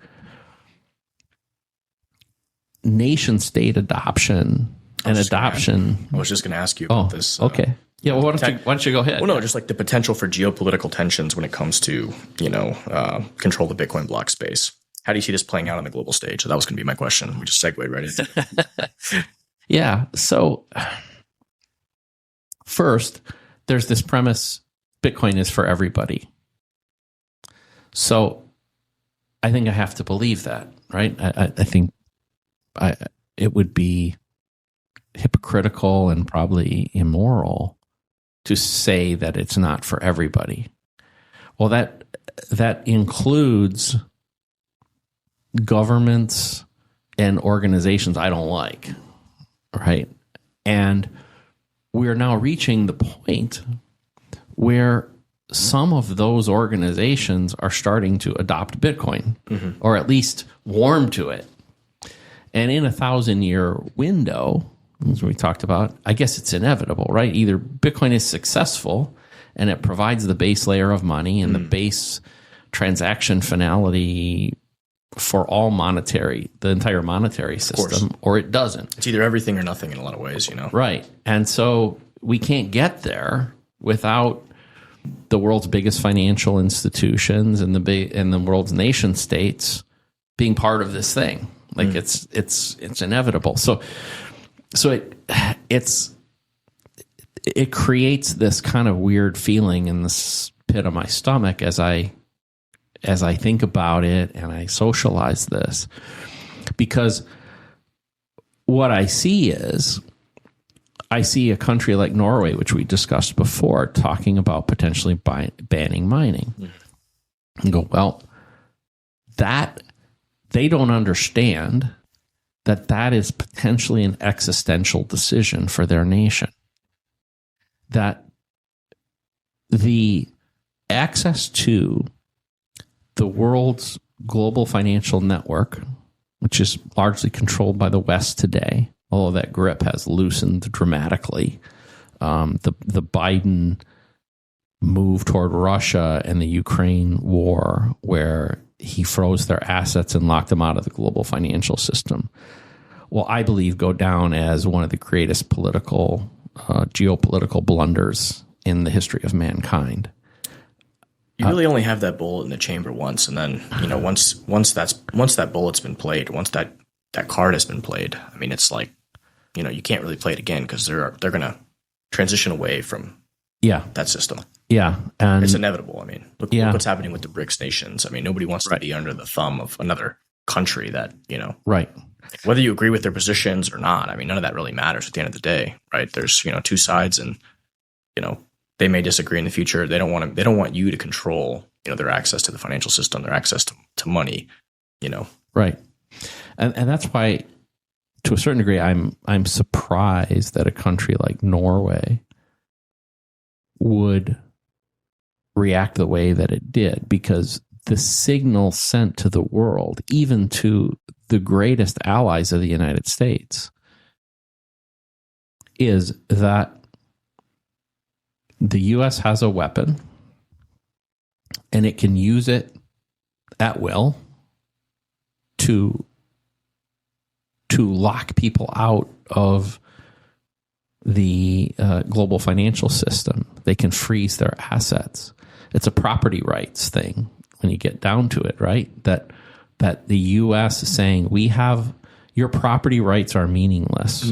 Like it's another way of saying it. Maybe put it a different way. Yeah. All the other countries of the world, unless it's sitting in your vaults, unless it's gold in your own vaults, everything that's digital that sits in this network that you think you own, you don't own it. It's permissioned. You have it because we allow you to have it. And the moment we don't like you, it's not yours anymore. And even if it's not yours, we're not even going to let you touch it, move it. So the message it sends, not just to Russia and Iran and North Korea and those others, but it sends it to Norway and Australia and Turkey and all these places. Even ones that probably feel they're relatively closely aligned to the U.S. is this global financial system is precarious. Yeah. And again, think in even countries like UK. I mean, look, they want to do Sure. the whole totalitarian George Orwell, panopticon nightmare thing. So if We might cut them out next. Right? You never know. And so, think with 1,000-year lens, but I don't think you have to think in a 1,000-year lens. You can think in a 10 or 20-year lens and go, yeah, could the political tides change such that this happens? So when a country decides to use money as a weapon and means of control, it's a nuclear bomb, right? And it sets off a second and third order effects that you can't put back in the bottle. And that's what happened. Now, Russia, in response to this, one, they're trying to do BRICS, which you mentioned before, and I don't think it's going to work. But there's like 40 some countries, including some that like India and Brazil that you wouldn't think as necessarily, they're not enemies of the United States or the Western countries. They're certainly valuable trading partners that we haven't had any acrimony with for a long time. But they joined it. Yeah. So that's a signal. Yeah, I mean, they're also valuable trading partners with Russia and these other places. Right. And China, Russia, whoever. And they also just learned, well, hey, you make the wrong move. Yeah. And you're out. Exactly. Right? So that's a big problem. So what I find interesting is in today's world we have it was in my opinion such a fucking stupid card to play at such a time that had nothing. If you're going to play that card, you play that like in World War III or like when you really need to play that sanction, right? I mean, I would agree, but to play it over like and again, I empathize with the people of Ukraine and what's happening there. It's terrible, right? But I don't think they should have played that card then. Right. That was not existential to the security and the future of the United States of America, right? Yeah. That's like a country on their border and, what they're doing. I don't think they should have ever invaded. Personally, I think, anytime you initiate a war, I think that's terrible. But, that really does not have to do with the U.S. in a lot of ways. It's like, that's not the time to play that card. If you're going to have that card in your back pocket, now is not the time. Yeah. I think the only way you could ever play the card was when, like you said, if it was a World War II situation. If it was existential to the United States winning World War III or, some future thing that was like, fundamental for the continuation of Western civilization, then you play that card. You don't play that card because now you can't play it again. Correct. Because at that point, other nations that are on the fence would probably go, oh, well, I know why they did it. That doesn't apply to me, so I'm gonna not worry about that too much. But what's happened, interestingly, is at the very same time, like we're talking current events. Today happens to be August 12th. I don't know if we've said that, but we're doing this on August 12th, 2024. Russia just announced in the last week that they have legalized Bitcoin mining. I saw that. Okay. The same week, Norway has announced they are putting together legislation to ban Bitcoin mining. And the same week that the UK has announced that they are cracking down on free speech. You can't say anything hateful online or they will arrest you and throw you in a cage. Yes. So I don't know what the fuck's happening in the world, but we're living in trying times. But, given that, it's very interesting because we talked about block space and nation state. So let's go to that. The existing global financial system, which has Fedwire as the base layer of that. Okay, so at the end of the day, Fedwire, the world runs on the Fedwire. So banks, as they settle with each other around the world, really large corporations are moving money. Fedwire is the mechanism that has that. You and I don't have access to Fedwire, but the banks do, right? Very interestingly, I just saw the stats again this morning. The global amount of transactions on that network is 200 million per year, give or take a couple. Spent. Are you talking about Lynn? I think Lynn Alden posted something about it. Is that what you're talking about? Yeah, Lynn's posted that same figure. Yeah. Okay. But here's what's interesting. There's 52,560 blocks per year with an average of about 4,000 transactions per block. Do the math. That's 200 million base layer resolutions available on the Bitcoin network. Interesting. So with only a couple percent difference, the number of transactions available on the Bitcoin network at the base layer is identical to what the Fedwire runs on. Mm-hmm. Now, the difference between the Bitcoin network and the Fedwire, though, is the Fedwire could theoretically increase the number of transaction throughput they have. Bitcoin cannot. So that block space, which is perfectly adequate as the base layer of money for the world, it's already been proven, but it's finite. So if you are Norway, and I'm going to just make this number up, Norway is 0.5% of the world's economy. Well, it would be pretty important for them to control 0.5% of the world's block space. Yeah. If they don't, they are now captive and beholden to somebody else who does have that block space. So it's what you're making the argument that it's a matter of national security, that this is a correct. Wow. It's really an extension. Yeah. I mean, Jason Lowry, and he's on software. What I'm trying to do is say there's another layer of that here. It's not really about the hash. Are we allowed to even say that on the pod? Like, are they going to ban us from talking? Let's find out. We'll find out, won't we? So my wife and I have had the conversation too. If I disappear, she has a phone number to call. And by the way, apologies for you killing yourself. Yeah. Well, we've literally had these conversations. So in all seriousness, we've literally had them because I'm not famous or anything, but I am public and I am out frequently saying these sorts of things. And so we've had the conversation. It's one of the beauties of being 60 years old too, by the way, is that, my kids are all grown. And if they take me out tomorrow, I've lived a great life. I've done a lot of things I'm really happy I was able to accomplish and I'm proud of. Mm-hmm. And I'm okay with that. I don't want it, just to be clear. I'm not asking for it. But there's a certain freedom that comes as you get a little older to say, fuck it. Like, I just barely turned 30. Well, and I'm young, and so I'm 30s. Respectful of that. You've got a nice young man that you're raising in the other room, and you need to be here for him. So I'll take the bullet, but I think that we're at the point where we were talking about this, like control of block space can be existential to the nation state. It can be existential to financial services companies. In fact, I think it is. I think in both cases, that if you are a nation and you do not control some reasonable percentage of block space, then you are somebody's slave.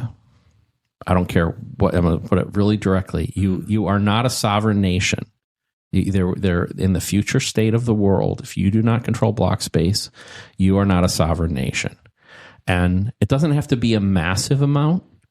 It can be like in the case of Norway, 1/10 of 1%. It could be even less. Yeah. I mean, that's still a substantial number of blocks every year. Yeah. I mean, if they had, if for instance, Norway had 1/10 of 1%, on average, they would mine 1 block a week.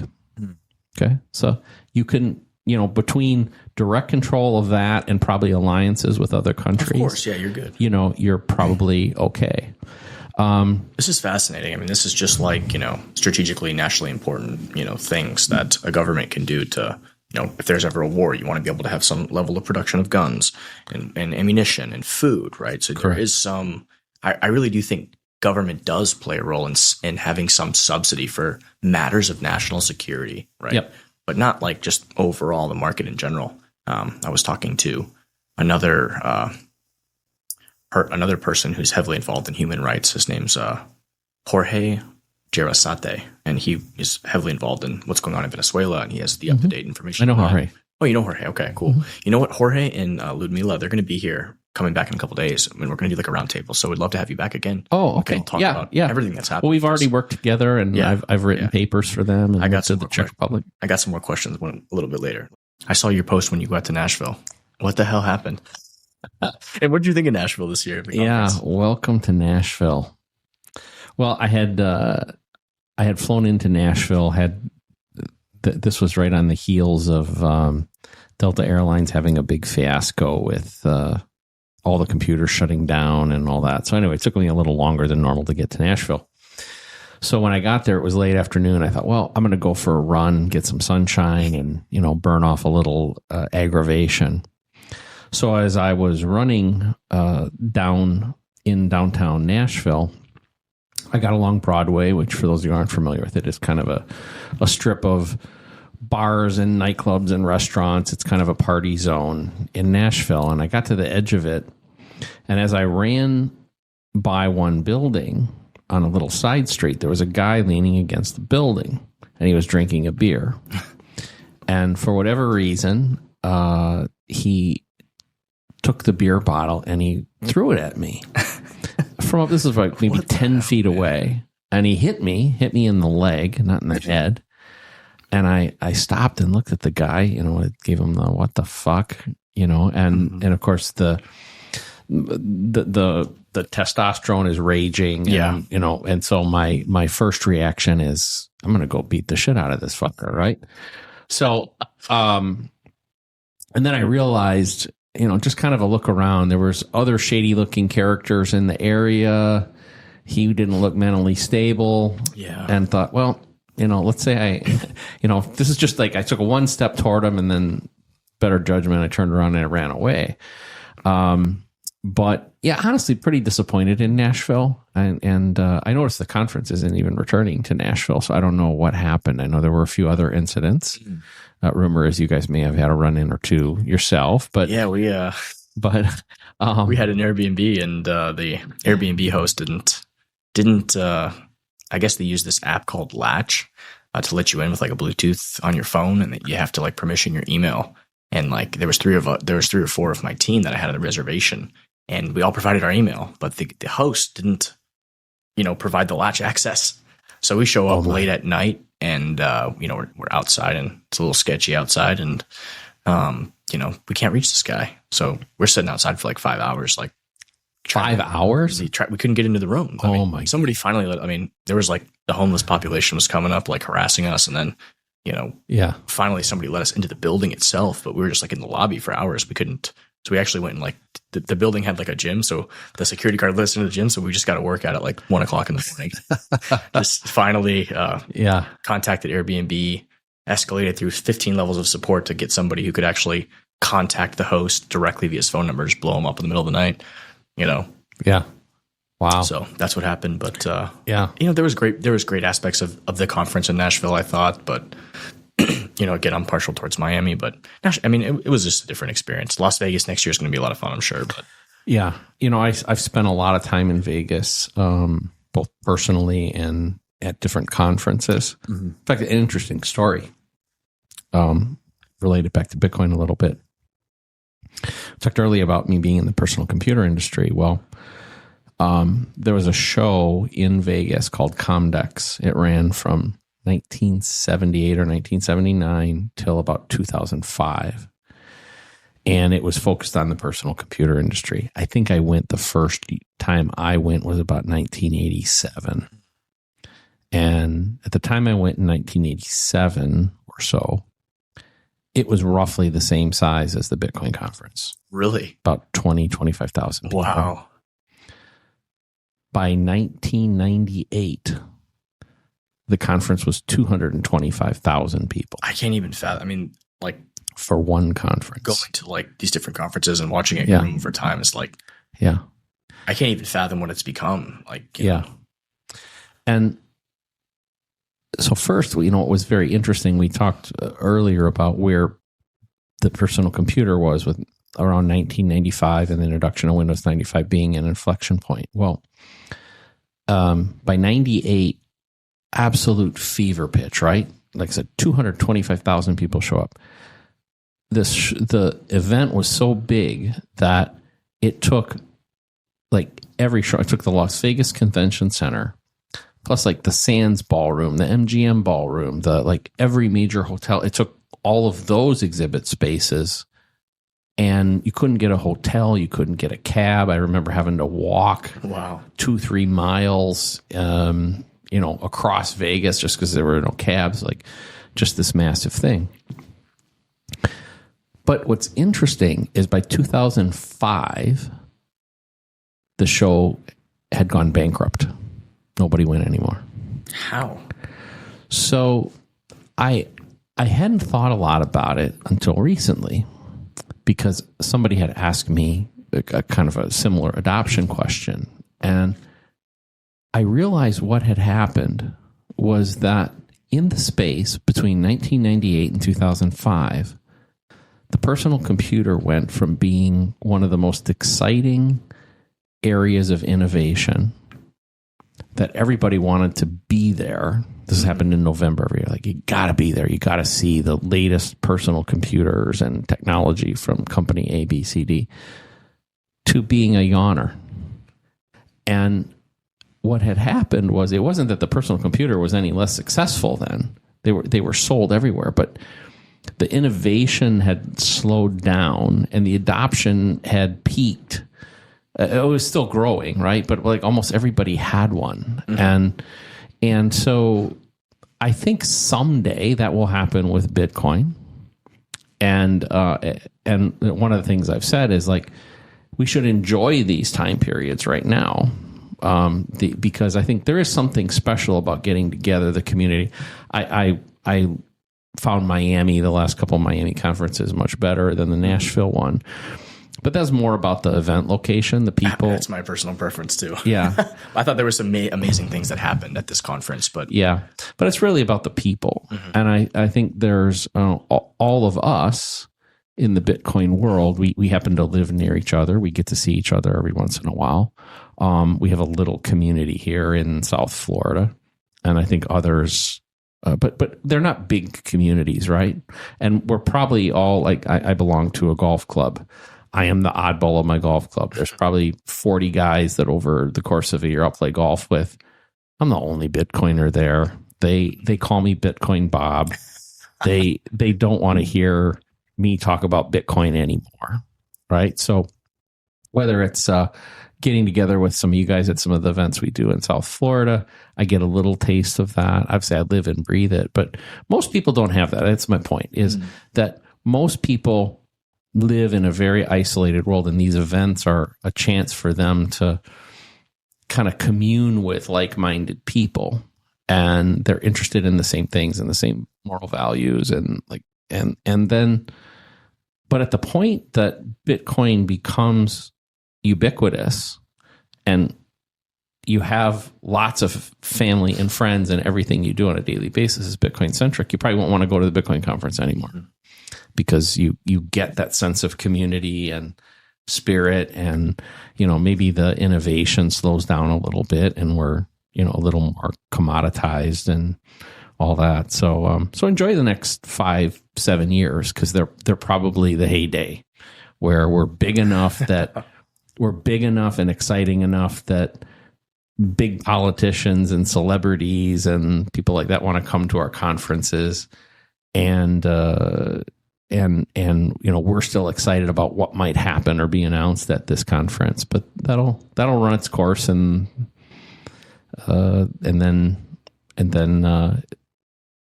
it's actually a marker of success, not of failure. Yeah, it's interesting that you mentioned that. I mean, I was like a little kid when this was going on in late 90s and early 2000s. So I never really noticed all that. I mean, I just, but as long as I can remember, I was like, oh, the laptop is just a, personal computer. It's there, right?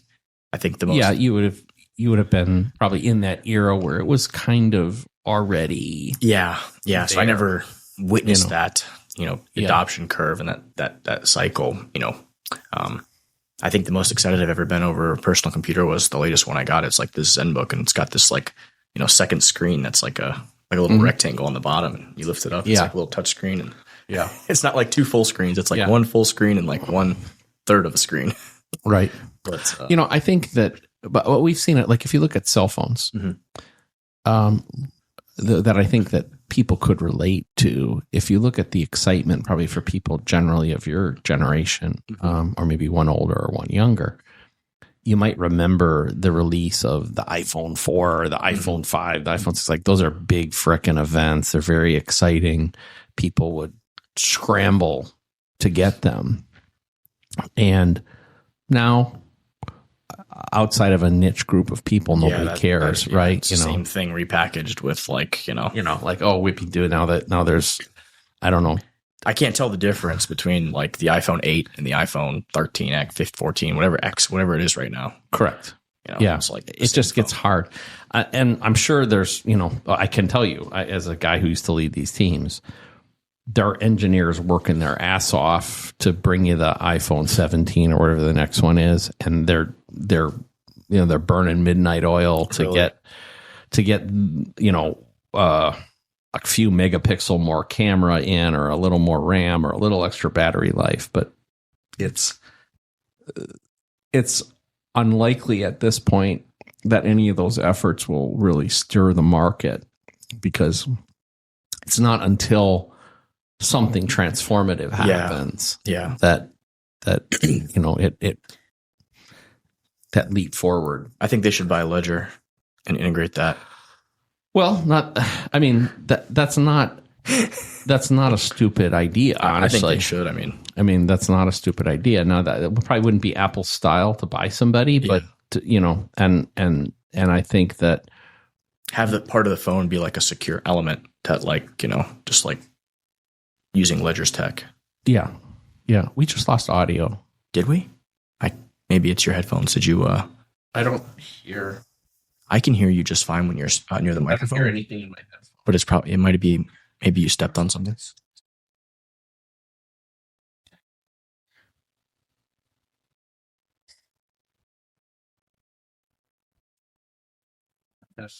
Test. No, I don't hear. Yeah, like I can hear you when you're close to the microphone.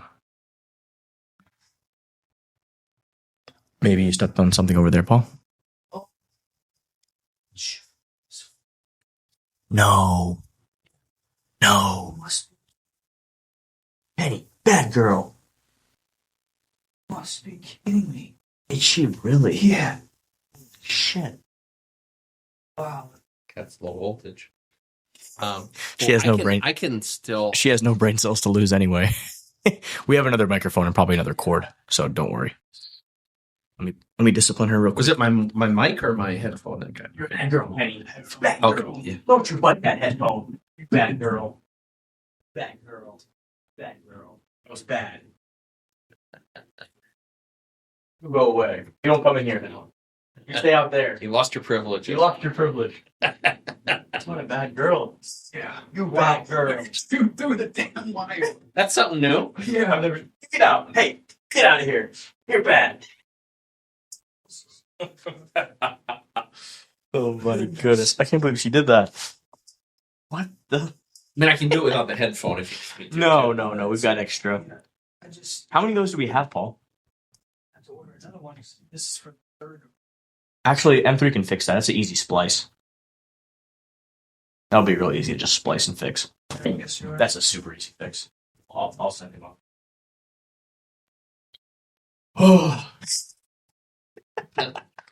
Oh man, you can tell how new we are at this. Who would have known? Like what? That's something you're talking about. I'm gonna have to. Definitely not. Wasn't in my bingo cards. Yeah. I'm gonna have to. There you go, Matt. That's the 0.1% chance of something going wrong. There you go. Right. You just never know. The whims of a dog with the IQ of a lizard. You just you never know. Yeah. Penny, that was bad girl. Podcast shut She's down. hanging out into the thing. We're gonna have to get her like a little bed or something, like tie her up in, or give her a little bone chew. I don't know, something. Rescued her from the streets. She's from the streets.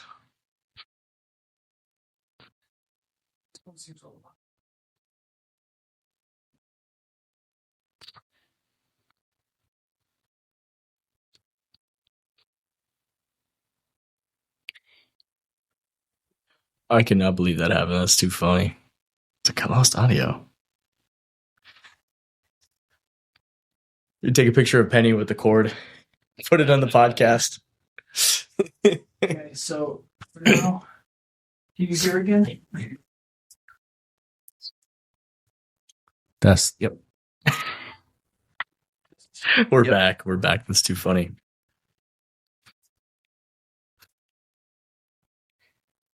Can't believe she fucking did that. She probably got a little like whoa. Fix this here later. Yeah, don't worry about that. I wouldn't worry about that.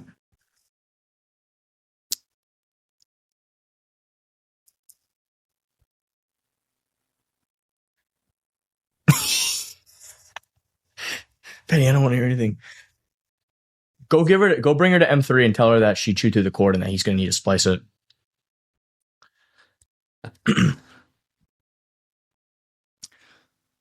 It's never a dull day at the anarchy of this office. Like I said, you just never know, man. You just never know. We had so many weird things happen, back in like when you're designing products, you're talking about like just the unanticipated things that We're good. no, I mean, I'm we're good. No, If he is. You told M3 what happened? No.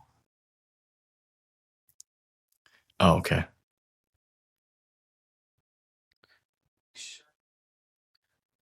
Wait, did you let him know that she's there? Because you know what she's going to do if she feels like she's. Oh, his door's open. Okay, I got you. All right, cool.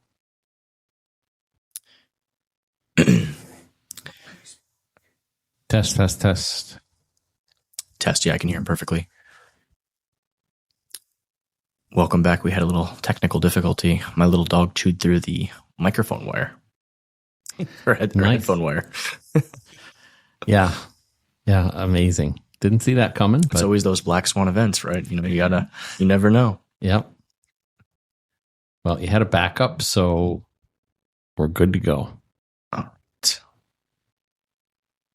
So let's just hop back into what we were talking about.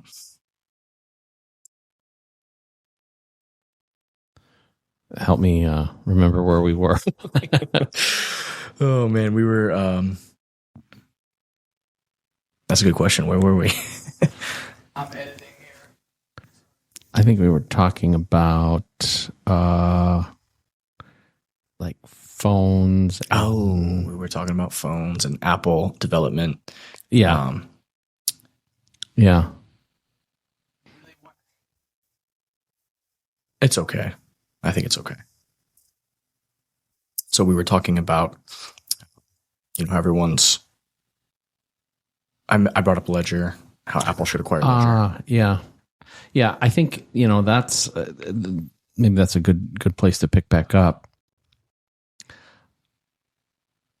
Companies like Apple and Microsoft and all these, I think, as we see them enter the space, which I'm sure they will in some form, it will be fascinating to see how they do it and when they do it. And do they view it in an existential way?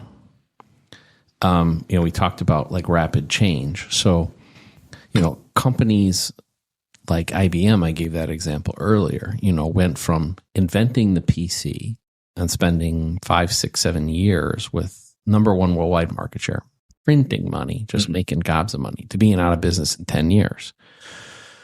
So the question is, will there be an aspect of Bitcoin that presents existential risk, if it does, that also means it presents opportunity for them to be, even bigger and vault their way in, because right now they're not part of our space.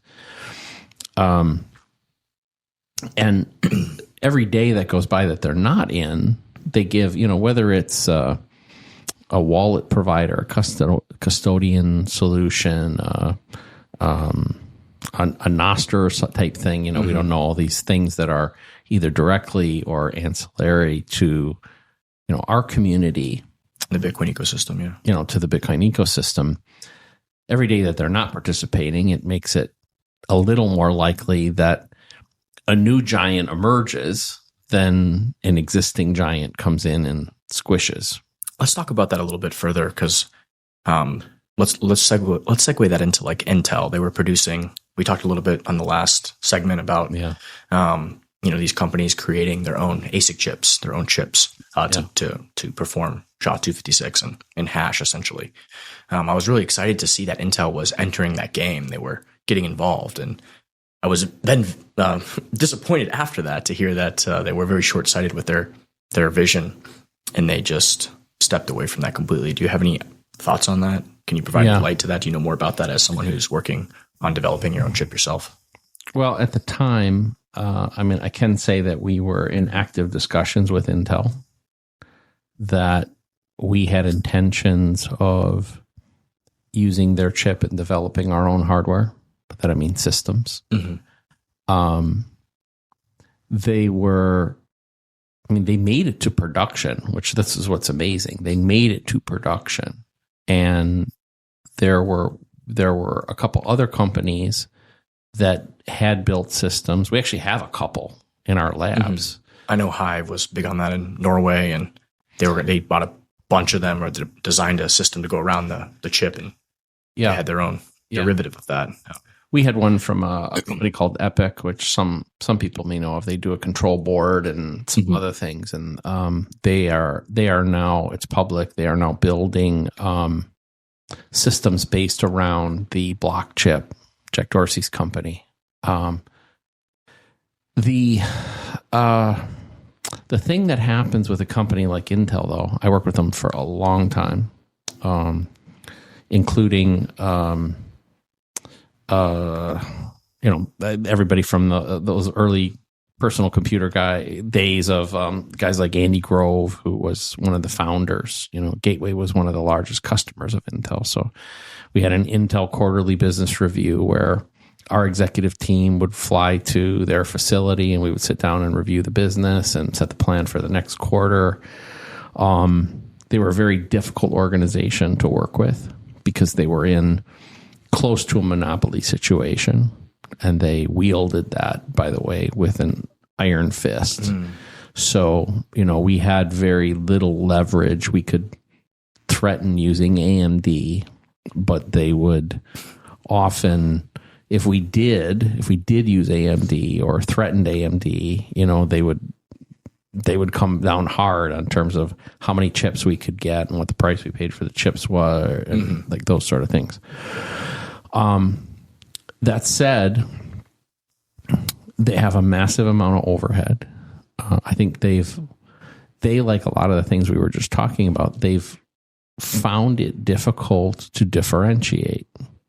They've fallen behind in terms of fabrication. So they don't, they're now behind TSMC and Samsung specifically in terms of their wafer capabilities.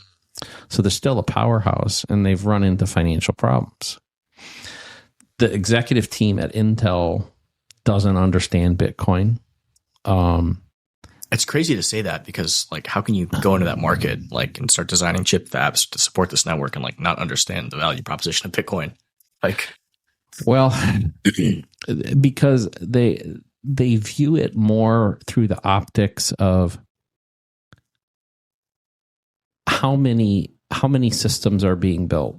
Okay, so like my estimate is that right now we have, give or take a few 100,000, we have 6 million servers running in the Bitcoin network.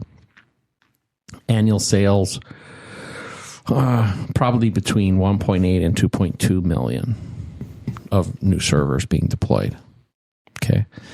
So Intel looking at that market is going to say, can we capture, let's say, can we capture 20% of that market? Mm-hmm. So, okay, well, there's a market for 400,000 systems.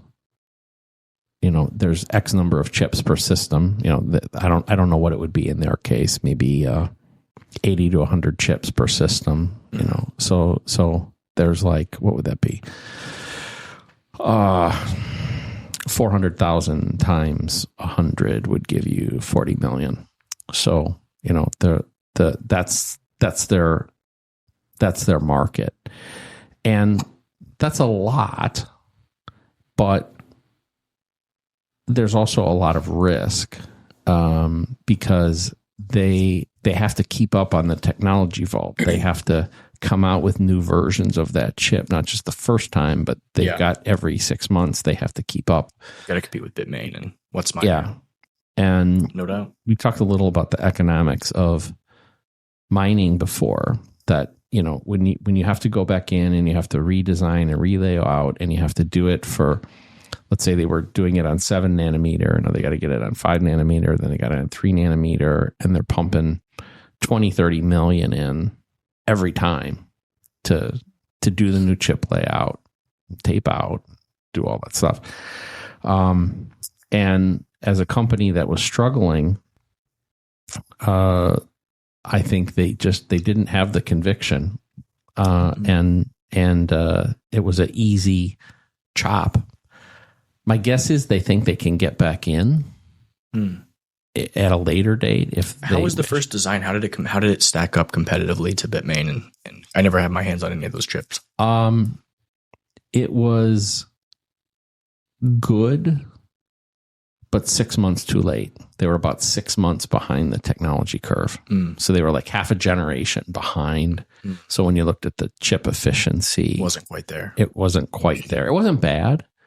There was still a market for them, but they were, instead of coming in at the top of the technology curve, they were came in with like the Avalons and the Canons. Yeah, they came in there, and they were going to have to put a lot of money in to get back up to the top. So, like I said, it was very disappointing though, because I think it would have been, even though we're doing our effort, and we certainly hope to pose a threat to some of the bigger names like Bitmain and MicroBT, Intel being a serious player legitimizes the thing immediately. It puts immense pressure on Bitmain and MicroBT immediately. No doubt. I'm sure they were really happy when Intel stepped out. Right. They were like, right. But that said, Intel has a way of like they're not coming with like an open source spirit. They're not coming with they're extremely difficult to work with. Generally the quality of the products is going to be really outstanding. The chip quality itself, and their technical support, outstanding. Their supply chain management stuff, outstanding, but really, really hard to work with. And I'm somewhat biased against them and Microsoft just because, like, I lived a really difficult life for 20 years because I had these two companies, Intel and Microsoft, that dictated a whole bunch of my success. And we we had no alternatives. They both abused their monopolistic type position to no end. You're seeing it with NVIDIA right now. Yeah, you've told me a little about what you're doing. Like, yeah, and you would expect that same kind of behavior with Intel. In fact, I'll tell you. Let me tell you a Microsoft story. It's a forgive me if I have the year wrong, but about 1998, I received a phone call from one of the Microsoft had a couple CTOs at the time, so I received a phone call from one of them, kind of my compatriot at their organization. Said, "Bob, I need you to come to Seattle." Well, how come? I have to show you something. You're going to want to be here. Now, we had NDAs with them through the wazoo. Gateway was Microsoft's largest customer in the world at that point, by the way. Oh, wow. The largest customer in the world, because we were not only buying their operating system that went with every one of our computers, and we were selling about 10 million computers a year at the time, but we bundled a Microsoft mouse with every desktop, and with probably 60 to 70% of the units, we also bundled Microsoft Office. So it was part of our value proposition was you got all this software, the whole Microsoft Office suite, and all this other stuff. So even though we weren't the largest PC maker in the world, we were including more Microsoft stuff in our packages. So it put us in this really premium position, kind of. So, anyway, I asked the guy, said, well, we're already under NDA. Can't you just tell me? No, I can't tell you. It's super secret. And our existing NDA doesn't even match. I'm sending you another NDA on top of the NDA. Okay. So I fly to Seattle. I go out there, sign the NDA, and they bring me into a room. And they say, hey, now remember the year, like 1998. They said, hey, we are really concerned about Sony coming in and eating the personal computer market. Sony had announced the PlayStation not that long before that, and it had all these capabilities. And Microsoft basically said, hey, this wouldn't be hard for them to turn this thing into a personal computer. And now they have, a gaming system / personal computer in everybody's living room across the world. And we have to stop them. So they said, what we want to do is we want to create our own gaming system. And we want you, Gateway, to build the hardware. And we will build the software. And together, we will attack Sony. I said, okay, cool. So we sat down over a couple days, and we hammered out an architecture that you now know as Xbox. And now to be fair, they had a whole bunch of it prepared. I added some to it, but they had a lot of it already done, which it was based on, pretty much an Intel chipset, and looked very much like a PC, and it was going to run a stripped down version of Windows that was really the OS that sat behind it. So they said, well, after finishing all the technical components, they said, this is the business plan. And they had a well-prepared business document. And I flew home with that document. I started reading it, and I realized, hey, this plan shows the hardware maker, which would have been Gateway, losing a shitload of money the first couple years. By shitload, I mean like hundreds of millions of dollars. However, there's some problems with the analysis. The analysis said things like every gaming system would only have one controller.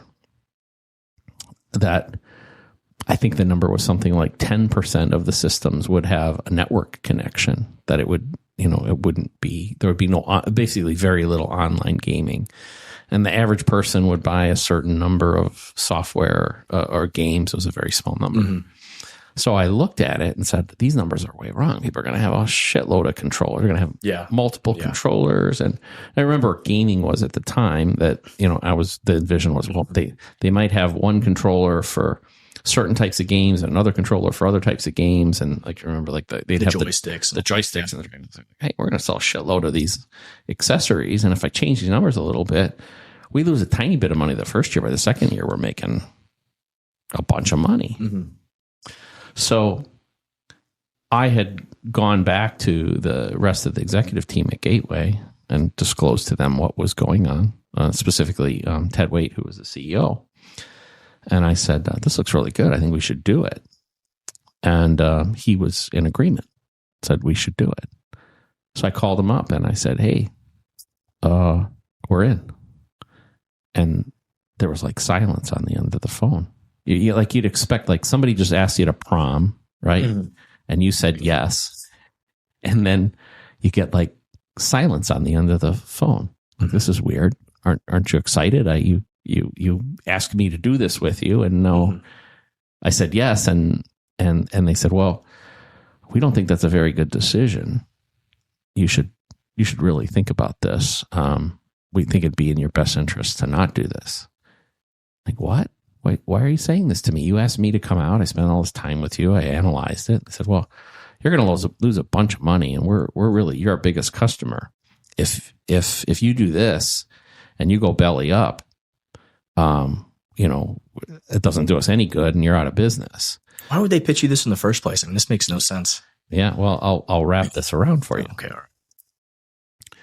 So now remember, I mean, at this point, Xbox does not exist in the world. This is just, we're behind the scenes. So I'm like, well, hey, we're big boys. We know what we're doing. And, we want to do this. Now, remember, we're building like 10 million PCs a year. We're making about $1 billion in profit per year. That was our company with 25,000 employees. It's impressive.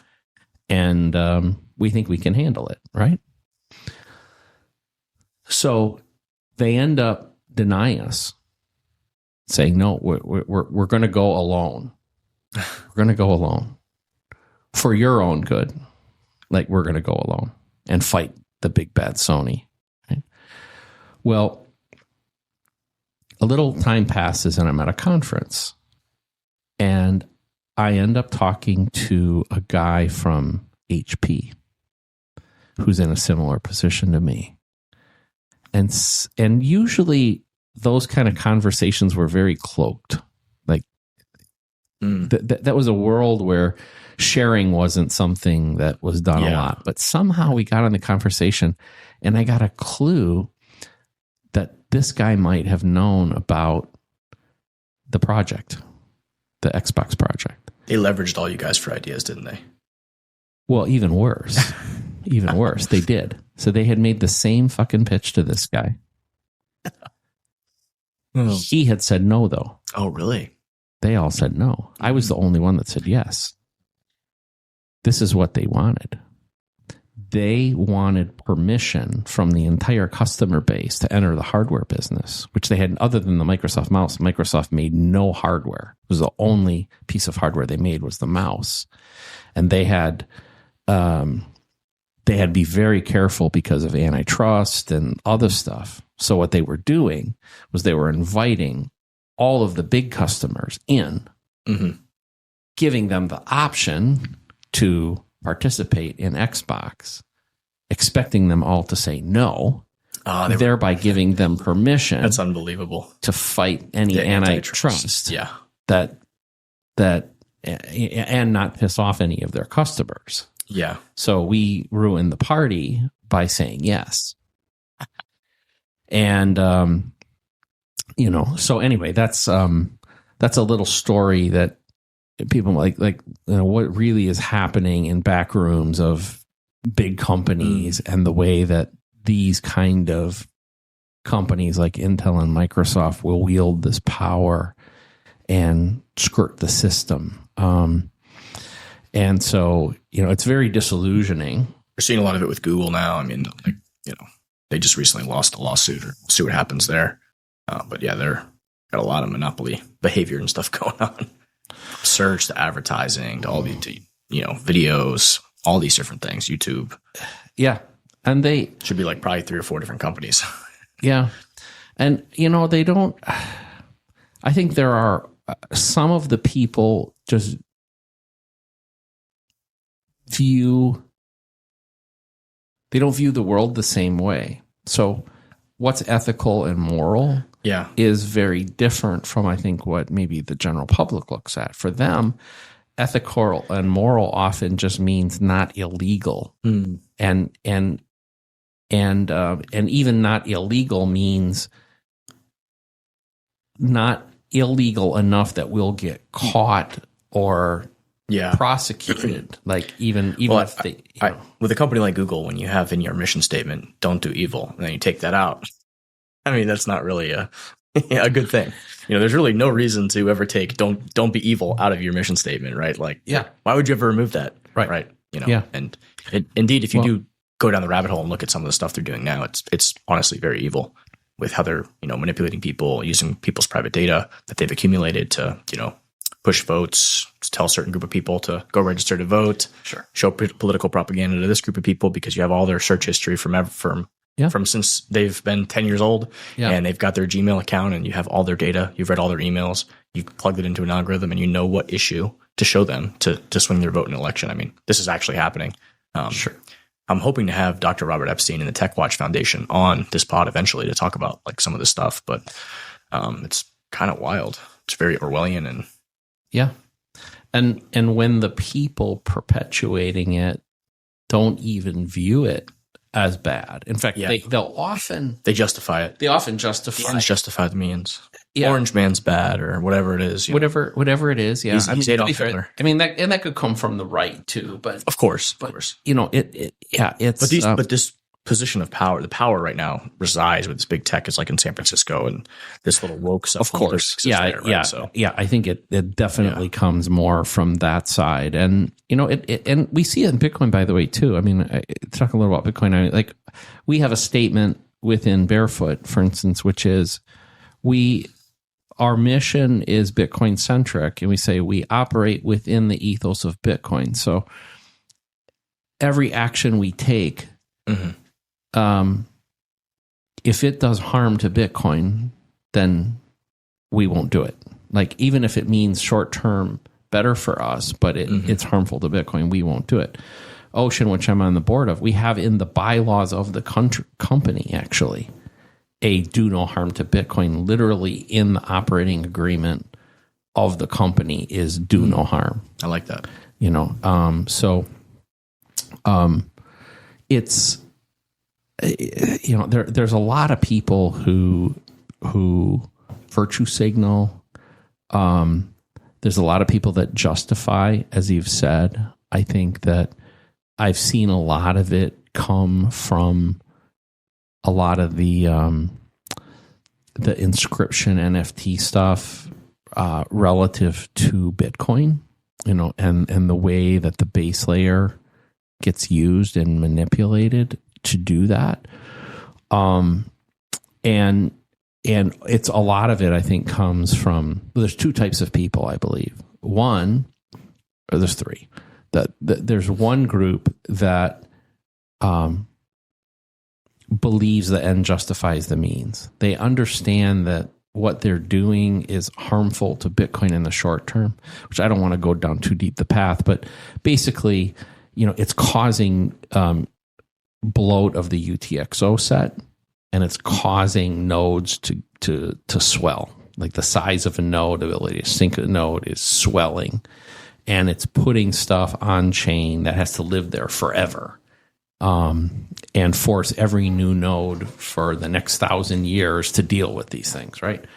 So, but anyway, there's a group of people who know that they're doing it, but they think it is a short-term thing. It's going to push Bitcoin adoption higher. So even though it might have short-term harm, they believe it's long-term good. There's one group of people there. There's another group that are just shysters. They're going to, this is a rug pull opportunity. They're going to do the minting, or they're going to do the stuff, and they're going to do that. And then there's the third group, which are the people I feel sorry for, which are kind of the innocent people who are believing one of the first two groups and coming in under the guise that this is something other than it really is, and they're going to be the victims of the rug pull.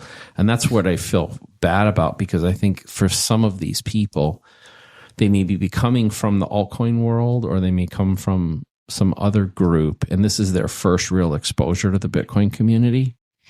And instead of owning some Bitcoin and riding this curve with all of us, they're going to end up rug pulled, and it may push them away.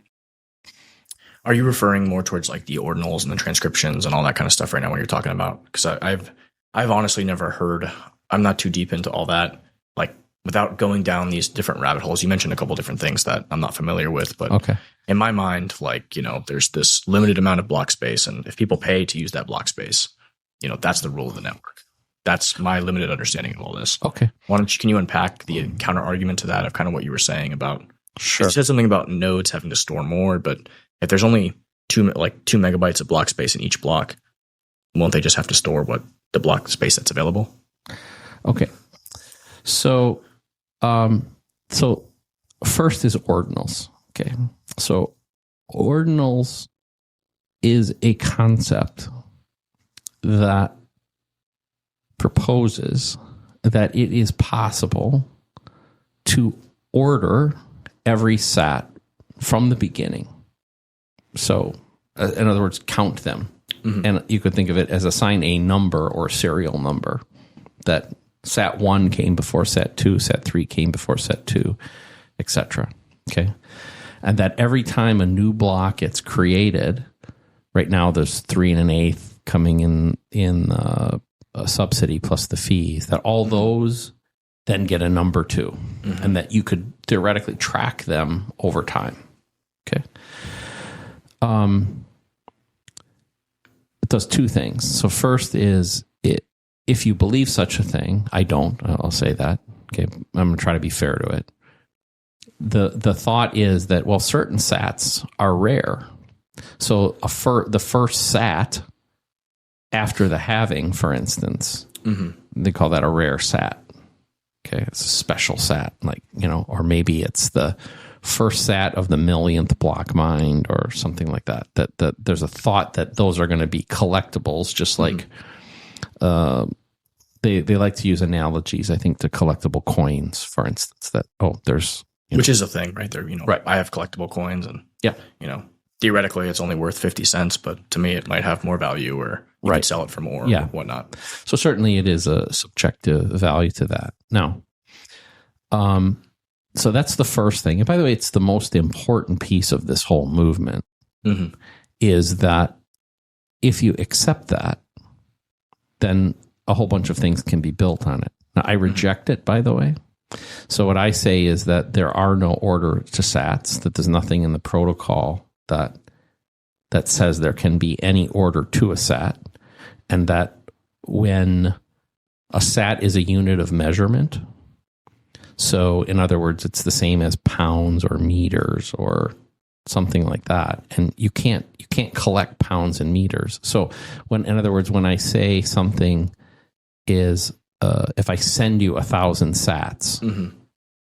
I'm not sending you the equivalent of 1,000 pennies. I'm sending you one UTXO that has a value of 1,000. There's no way of distinguishing any of the sats within that. The protocol is very clear that that's the case. What the group perpetuating this idea is they have a separate server that sits outside of the Bitcoin network, mm-hmm. that claims to have indexed and ordered all of the sats, and that it continues to do that. So that if you think you own the first sat after the halving, it's dependent on this server that sits outside of the Bitcoin network to say that you have a UTXO, and that UTXO contains that rare sat. Okay, so everything is dependent on that server. If that server goes away, then somebody else, or even now, somebody could fire up a different server and index it in a different manner and say, no, that's not the first sat of the post halving. I use the different algorithm to determine this order. But the truth of the matter is there is no order. And it's probably deeper than we want to go in. But what I would say is if there's a block that's whatever the last block that was mined, as an example, when we'll just look at the subsidy for a minute. When the subsidy came out, it went to a place, right? And we'll use Ocean as an example. In Ocean's case, if Ocean mined the last block, the 3 1/8 Bitcoin that was part of the subsidy went to 20 different addresses. You'll actually see the output from the Coinbase transaction go to 20 different. It didn't go to 20 different addresses in order. It went to all 20 simultaneously. Interesting. Okay, so there was no, it's like when you graduated from high school or college. Did you graduate because if your name was Alex Adams and you were the first guy across the podium, and I don't know, Timmy Smith, who's down further in the order, he didn't graduate at a different time than you. You graduated together at the same day, right? You can't say that one guy graduated before the other. You graduate together. So, but I could see how they could make the argument that whoever walked across that podium graduated first. Well, they are. But I guess that's the counter argument.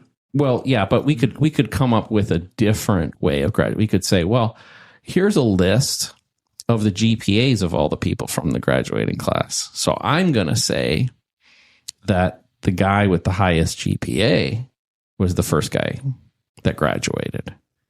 Or I'm going to just line up the birthdays of the people from the graduating class. The guy that's the oldest graduated first. Like it's arbitrary, right? Yeah. And but the key point is, regardless of how you do it. God, this is so confusing. I mean, and at the end of the day, for me, like, it's very confusing. And, at the end of the day, like, I just say, let the market decide. That's what I say. Right? Well, I mean, that's true to a certain degree. By the way, they're right to do this. If the network allows it, right? I mean, well, they don't violate anything in the network. Yeah. This is the subtlety, though, and why I am passionate about it. The network doesn't prevent it from happening, but the network doesn't support it either. So, in other words, what the network says, and the protocol says, is there is no order to sats. So, ordinal is a mathematical term, and it refers to a set of numbers that you would know as first, second, third, fourth, fifth. Like they just had the Olympics, right? Yeah. So if we were in the same race, you came in first, I came in second. The ordinal numbers are first and second. A cardinal number is a different type of number set. Like, do you remember like whole numbers, rational numbers, integers, etc.? Well, there's a number set called cardinal numbers. Cardinal numbers you would think of as the counting numbers or numbers that represent quantity. So when I say I weigh 200 pounds, okay, that is a cardinal number, 200. And there's no order to those 200 pounds. Okay, that's the way Bitcoin works. The protocol is set up so that each UTXO is just that. It is a value measurement in the UTXO. Now, so you can have this system on the outside. And it kind of seems that's what this is. It's like so as long as free market. So I'm okay with it existing. What I am not okay with is some group, which is what I believe happens most of the time, groups calling this part of Bitcoin and selling it as part of Bitcoin. If you want to call it an NFT engine, an inscription engine, whatever. Now, I'll get to inscriptions in a minute because this is a little different. Okay. It seems almost like something built on top of Bitcoin as like a separate layer. That's what it reminds me of.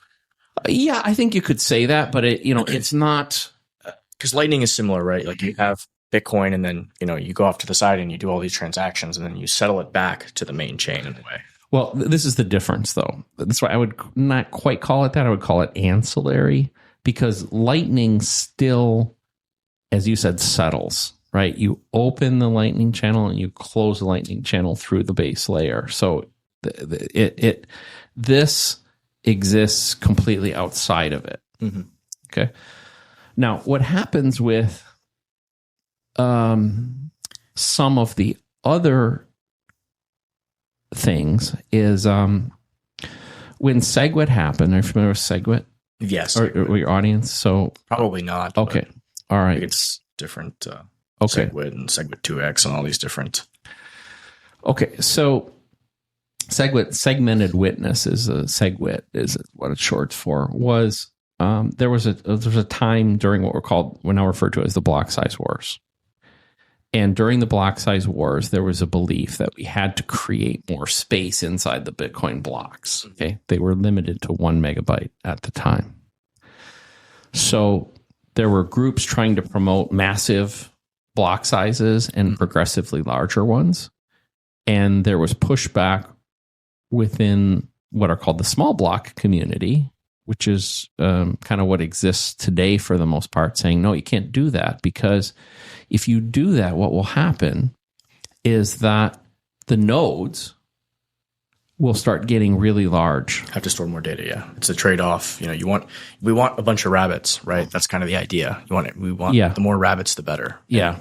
And we see this issue with other blockchains. I mean, they've made a trade-off, right? They've made a security and a decentralization trade-off, for that throughput, and to run a node is more costly. Right. So if you want to run a Solana node or something like that, well, go scrape together $100,000. Yep. And, sign a big contract with AWS or something like that, and you can welcome to the party. Yeah. Well, not many people are willing to be in that party, versus in Bitcoin, where you can take an old PC even, if it's got Raspberry Pi, you can take a Raspberry Pi, 10-year-old computer, you can buy, and you can buy nodes. Yeah. So you can do that for probably a few $100. You can have a node. And,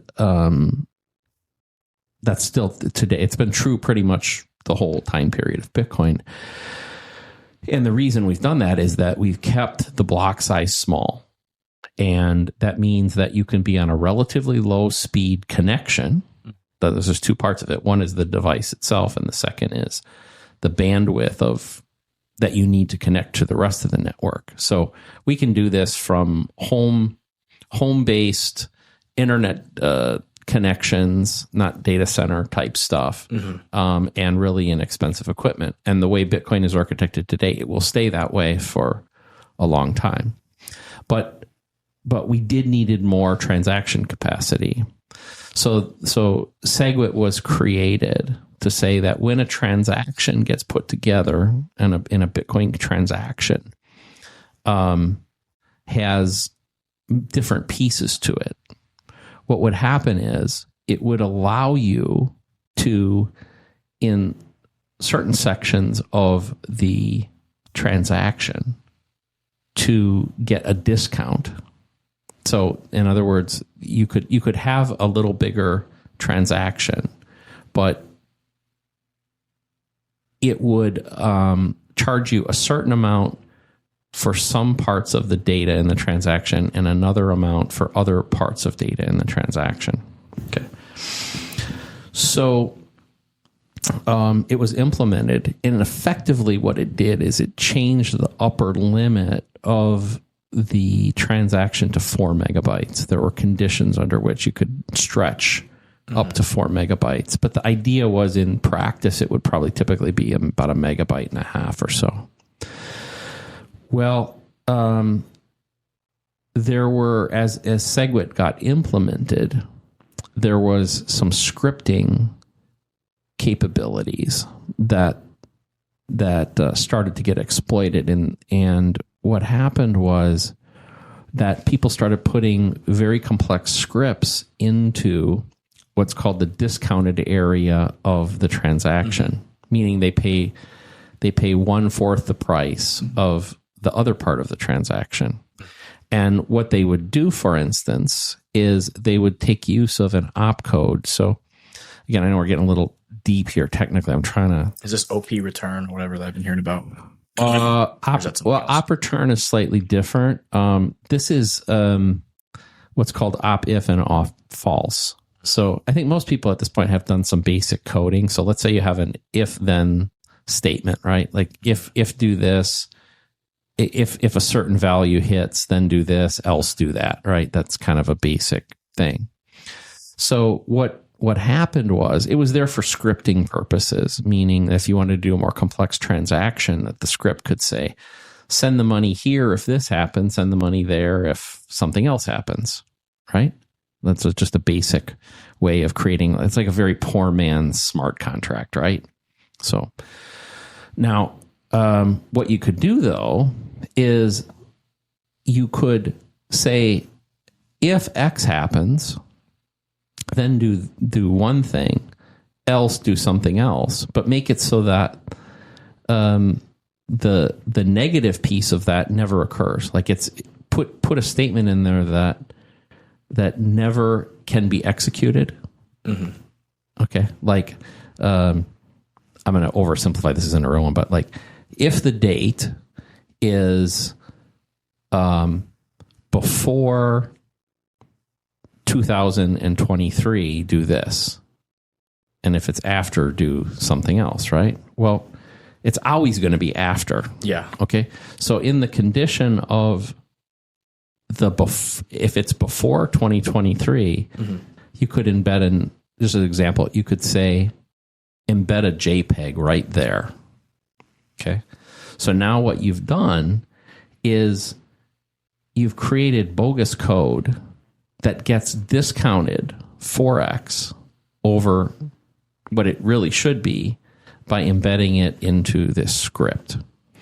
And so most of the inscription crew is abusing what's called the SegWit discount in order to exist. Now what's happened is, even though this piece of code can never be executed, nodes don't know that. So the transaction on every node for all eternity has this code in it, which contains the JPEG, and it has to continually evaluate whether or not it's 2023 or later. So it's like it's continually doing some processing or something like that. Well, not really continuing, but every time it analyzes the validity of the blockchain, or you sync a new node, and that JPEG is sitting in there for all eternity. And like you said, you on a given point in time, it may be the most economic benefit to the miner to include that. Mm-hmm. Okay. Probably a true statement. However, it forces every node for the next 1,000 years to store this JPEG for free. So the miner does a little better in the short term, but now that JPEG has to sit on every node forever. And it is one JPEG sitting there, not a big deal. Mm-hmm. Are thousands, are tens of thousands, are millions? Does Bitcoin become a data storage? So these are like really interesting philosophical questions, and we're approaching the edge of my technological expertise. But I guess I have two comments on this. The first being that with Moore's law and the size of our current blocks and the amount of, one block every 10 minutes, you could probably pretty easily, you could probably have a block every 5 minutes and probably have twice the data storage, and it would still be extremely lightweight. I mean, that's just, off the top of my head here, right? Just thinking about Moore's law and how lightweight my actual node is, right? Like, I think I've got like a 1 terabyte little external drive running, a full Bitcoin node from, could I do a 2 terabyte drive pretty easily? That's not that, costly. Right. And then, but it's a full node, light node, all this other stuff. That being said, we don't really want to tamper with Bitcoin's core design, but my understanding of like Taproot and SegWit and all these things, these are like, I guess, like soft fork upgrades that people can run on their nodes. Like they don't have to run those. Could you talk a little bit about that? I mean, because this is a rabbit hole that I am not super educated on. But all right, well, let's start with. So in 2017, the block size wars occurred. Mm-hmm. And the output of the block size wars was, I think, this compromise of SegWit, which honestly allowed the block space to increase without technically saying the block size increased. Yeah. Okay? So it somewhat appeased the big blockers and the small blockers to a certain degree. But a lot of that block size war was actually a war between the plebs, the node runners, and the miners. The miners at the time were trying to say we're the bosses. We're the big boys. We're in control. And the miners and the major exchanges actually were aligned at the time. They wanted the block size increase. The plebs and the nodes said no, we do not want that. And SegWit came out as a compromise, but I think most people would say the small blockers or the plebs won. Mm-hmm. The most bitter of the big blockers left. Hence, you have Bitcoin Cash and then Bitcoin SV, which the market has clearly rejected, at least on a relative basis. So, well, SV is a whole different story, but Bitcoin Cash is clearly lost 99% of its value relative to Bitcoin, because it was not clear, by the way, when that's a hard fork, right? When that hard fork occurred, it wasn't clear what would happen, because at that point, everybody that owned Bitcoin up to that point, at the day that the split occurred, they owned an equal amount of Bitcoin Cash and Bitcoin BTC. They had the same amount. And they could choose to keep them both, sell them both, or just pick one of them. And essentially what has happened is everybody kept their BTC and very few people kept their Bitcoin Cash. And it still has a few $1 billion market cap. I'm not saying it's you can't really call it a failure in that respect. But relative to Bitcoin, it's just a niche little product. And so the big blockers lost. Now, we talked earlier about the 200 million annual transaction capacity of the network. Now, there's two ways, legitimate ways to increase it. You mentioned one, which is you could increase the block time, which is the mean right now is 10 minutes. Okay. Here's an interesting trivia question. The mean is just under 10 minutes, actually, meaning the average time of a block. The trivia question is, what is the median, which is 50% of the blocks are faster than one this time or slower than this time, right? That number is actually 6 minutes and 40 seconds. What? Yes. That blows my mind. Yeah. But here's why. Okay, a block can come 1 second after the previous block, and occasionally it does. Okay. Excuse it. Yeah, and it can come an infinite amount of time after the existing block. You'll see it every once in a while. The network will take 40 minutes, 50 minutes, right? So the median being half of the blocks before and half of the blocks after is 6 minutes and 40, because the mean being the average of all of those is 10. And the difficulty adjustment only looks at the mean, not the median. Okay. Now, the problem with speeding up is twofold. Okay. The first is when you speed up the mean, you also speed up the median for the same reason, right? So I'm guessing, I don't know for sure how it would play out, but it would change the mean from like you propose 5. Well, you would potentially see like 2.5 minutes now is the median. And the problem is that with nodes that are connected on not high speed internet, right? And it's a decentralized node system. you have to propagate the block information to keep them in sync. And if you speed it up too much, like the 10 minutes with the 6 minute, 40 minutes was brilliant, honestly. You think so? I don't know enough about, I mean, because there's all these other blockchains that, are able to talk to each other. You think over the internet, you could have much faster communication than 10 minutes, even because, I mean, a Bitcoin block is extremely small compared to other blockchains. Yeah, I mean, you can transmit the block in milliseconds, and then you have to validate it too, by the way. So in other words, when the node gets it, it validates it as well. So it knows what the hash is, and it has to validate it before it puts it on. But we're still talking milliseconds or seconds here, right? I mean, I'm not talking 10 minutes.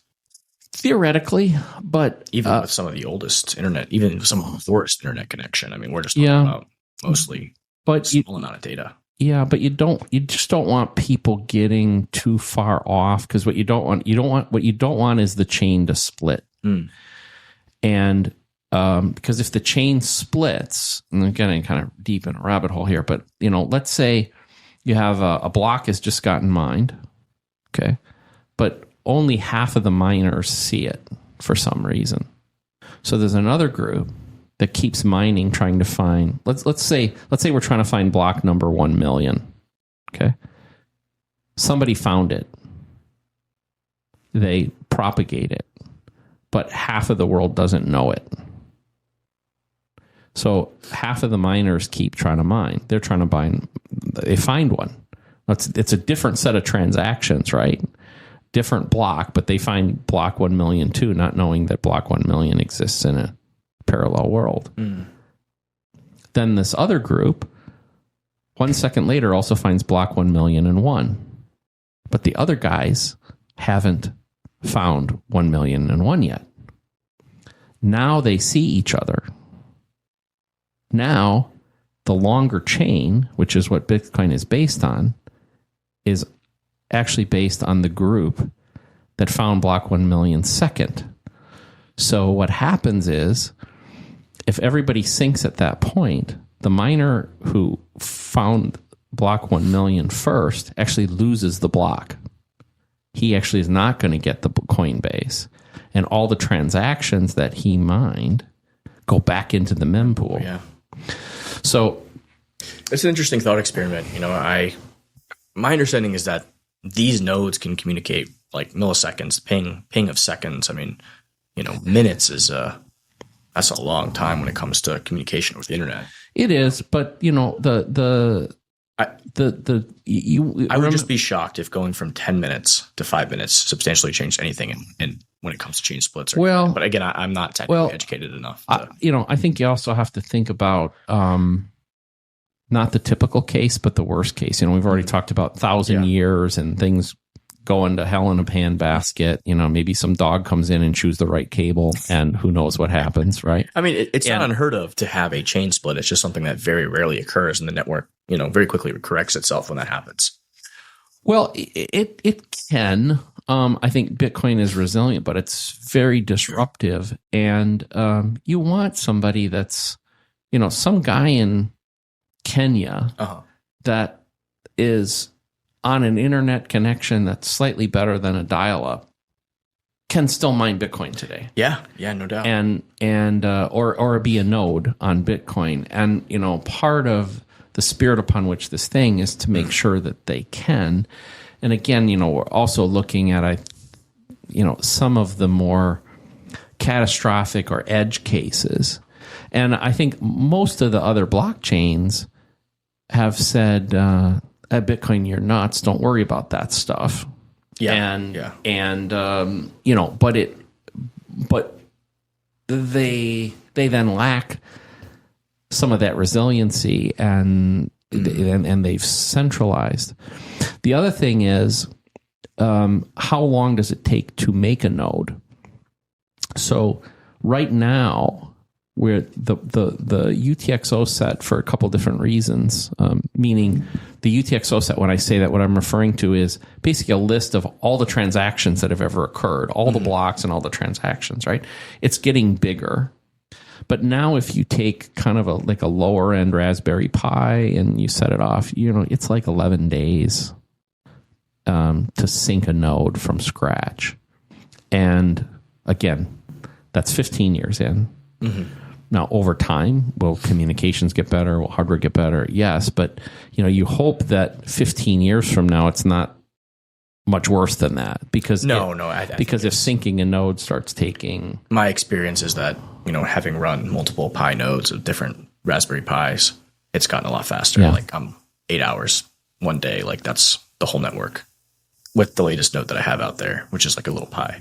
Okay. And then when I added a little fan to it, it was like flew through it. Yeah, I mean it may cool the CPU down a little bit and sync quick. Okay. Well, we certainly know of we do a lot of this through the ocean work, and Bitcoin Mechanic and I were just talking about this recently, and we've seen like 11 days recently. Now maybe that's internet connectivity or something like mine. Well, got a little faster. I mean, it may decide on what you're pruning, and are you doing a roll was just a number. Okay. Well, anyway, so I in my opinion, we're not going to see pressure on either a block time or a block size increase for quite a while. I don't think there's any appetite for that. So I think that I love the design philosophy when it comes to this with Bitcoin. I mean, do I personally think they could increase it if everybody, the consensus allowed it? I don't think it would affect things that much to do a very small increase. But that being said, it's not really needed. It's important to move very slowly when you're talking about the base layer of money for humanity, right? Yeah. And back to the ordinals and script, all this other stuff, like, I'm not a Bitcoin maximalist. Like, money is super important, and but to me, money is not everything. So I think there is, for me, I find value in using other blockchains to do NFTs and do all these other things. Like, not everything in life is money, right? Like, you don't need the ultimate decentralization if you want to do a, NFT collection or, do some membership club thing or whatever, right? I agree with you. Yeah. I agree with you. I am pretty much a maxi, but I think that other blockchains can serve purposes. Exactly, yeah. And that my interest is in fixing money. That's, the passion that I have and where I want to put my energy. If other people want to do, real world assets on other blockchains or decentralized cloud, which is one where we use something called Flux for our website hosting and stuff. And I was actually talking to the Open Dialogue to Ludmila and Jorge about that, because their websites get attacked a lot. So there's other, decentralized technologies that I find that are very important.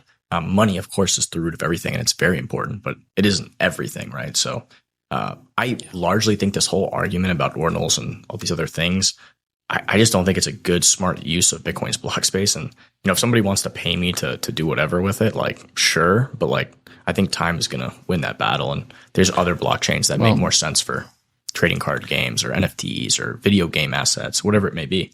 Right. Well, ultimately, I think that it will all get priced out. That's my thought. But I still don't like it. I still think it's wrong. I think we live with this for quite a while.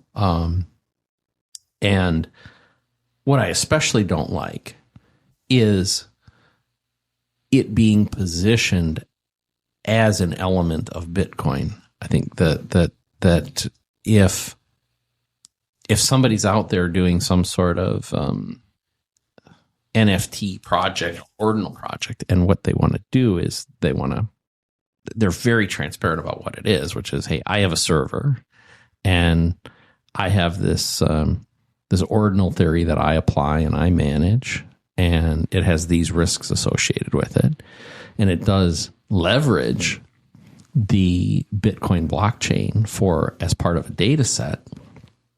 Okay, do it. That's fine. But if what you do is you're out promoting to people that this is the new great thing, and it is part of Bitcoin, then I have a problem. That because it's not.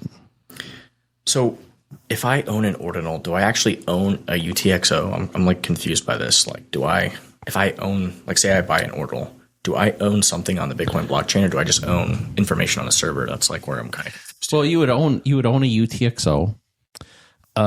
Typically what they do is they create a UTXO that's about 546 sats in size. Mm-hmm. And one of those sats, usually what they would call the first sat, if I'm doing my best to advocate for them, mm-hmm. They would say that the first sat of that UTXO is the rare one. Mm-hmm.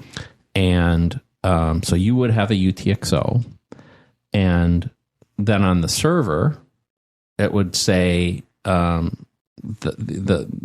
UTXO exists, what the address of it, of that mm-hmm. transaction ID is associated with that, and that Maddie owns it. Okay.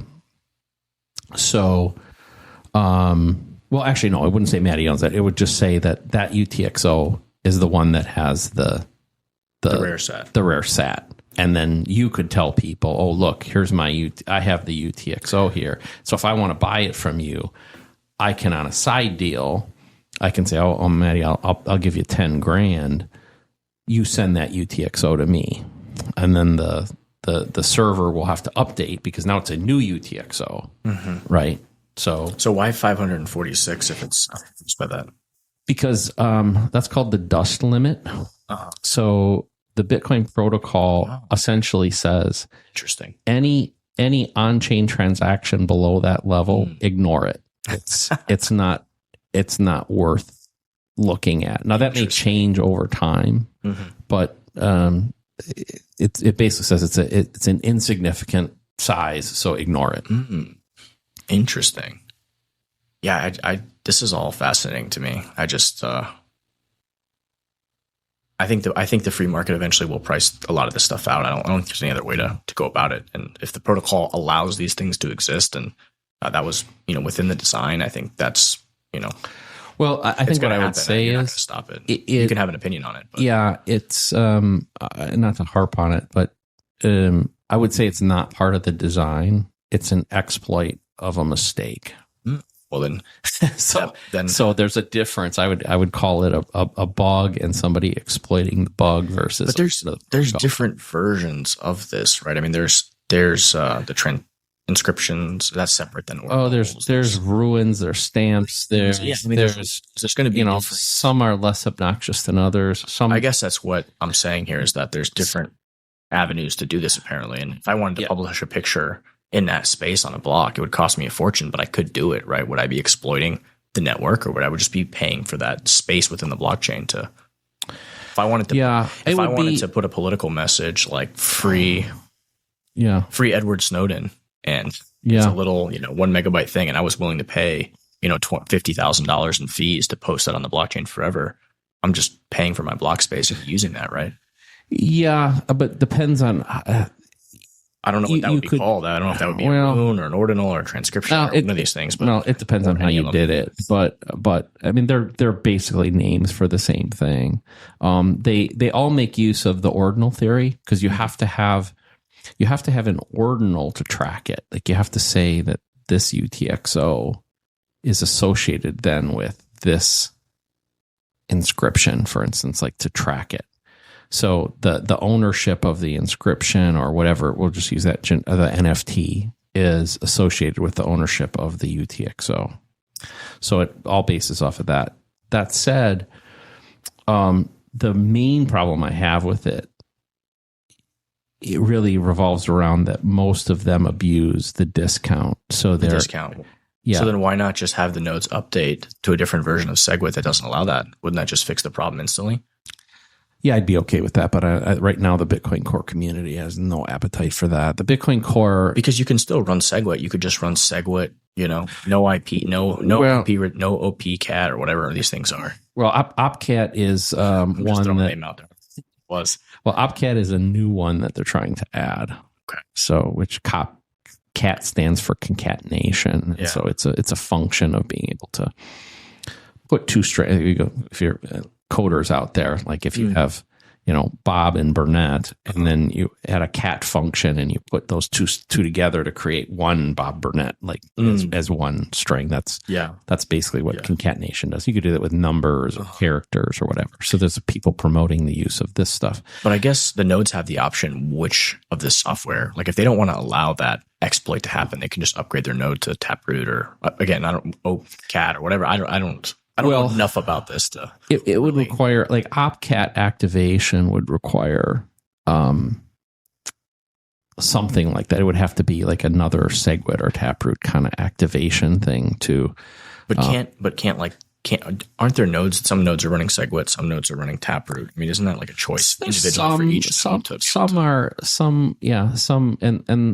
But both of those things were done in a very elegant way that allows the node to do that. That's why they're soft forks and not hard forks. Yeah, exactly. And so, which for right now, I mean, that's the best way to go. Hard forks, in my opinion, should only be done when there's existential risk. Yeah, exactly. They don't work very often. Well, you need the consensus, right? I mean, they're really hard. I mean, and especially in our world, they're hard. Like if you look at Ethereum and the hard fork that created Classic, I mean, in my mind, I mean, it was a major blow, and it illustrated that Ethereum does not have the same type of decentralized structure as Bitcoin. The fact that happened in the way that it happened says to me that that's different. Now, I've been back and forth on this over the years, just because when I heard, I think Vitalik's explanation of like his response to it all, it was like, okay, well, I guess, because basically what he said was like, I am not going to continue to work on this version of Ethereum. I am going to work on a different Ethereum. And people had the choice whether they wanted to follow the development community or stay with the original Classic version. So at first I was like, oh, this is ridiculous. This is like, but then I was like, well, people had the choice to follow. But that's the difference between Bitcoin, right? Like he was the leader, he was the visionary, whereas Satoshi had disappeared, right? So there really was no central entity controlling things, right? That's, I think that's the generic view of it, and I don't think it's inaccurate. Specifically, when the Ethereum Classic thing happened, though, what happened was there was a smart contract, and it held a whole bunch of funds. Yeah. And somebody figured out an exploit. Yeah, flaw in the design of that smart contract and got a shitload of Ethereum through it. Now, what they did was much like we talked about exploit, they exploited some poor code in the smart contract. So it was consensus valid. Yeah. You could look at it that way. It was absolutely consensus valid. So it hurt a lot of people, though. So what they essentially had to do was say, well, we can back up the blockchain to before where this exploit occurred in this. It's a dangerous precedent. Yeah. And so the Classic, so the split of Classic is really about that point, that the Classic people said, no, that's an existential threat to decentralization, I think. And, because what's to stop governments putting pressure on Vitalik in the future from, hey, we don't like the fact that these transactions went through. You need to go do a Classic, point too. Yeah. So I'm like, I go back and forth. Well, it's like we talked about Biden and what he did kicking Russia off of the global financial system. To a certain degree, there's an analogy of what Vitalik did with Classic, that he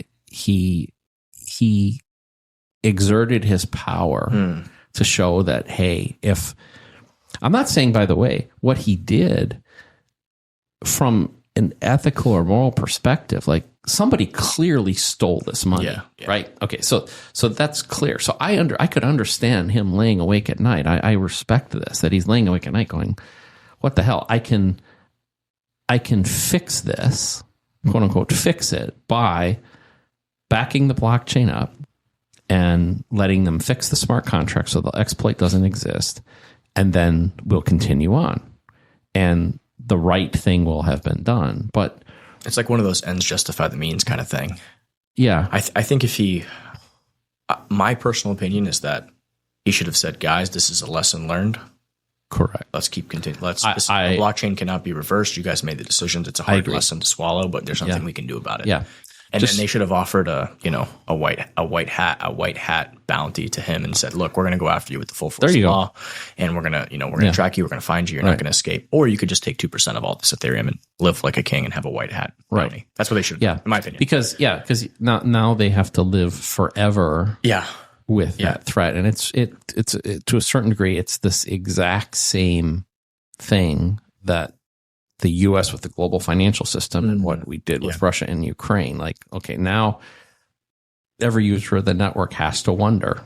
Yeah. It's my big, for me, Bitcoin is money, but Ethereum is this virtual machine that can do different things that I have fun with, that I can interact with and do fun smart contracts with. And but is it super sound money? I don't think so. Well, that's where when you say super sound money, I don't think it's super sound money. I think Bitcoin is super sound money. Yeah, exactly. And I know, but Ethereum's fun. I can do other things, Yeah, they're probably my thought. If I was motivated, there are probably plenty of things I could get comfortable with doing there. It probably wouldn't include putting I don't know, my home deed or something like that on a blockchain that was controlled by that.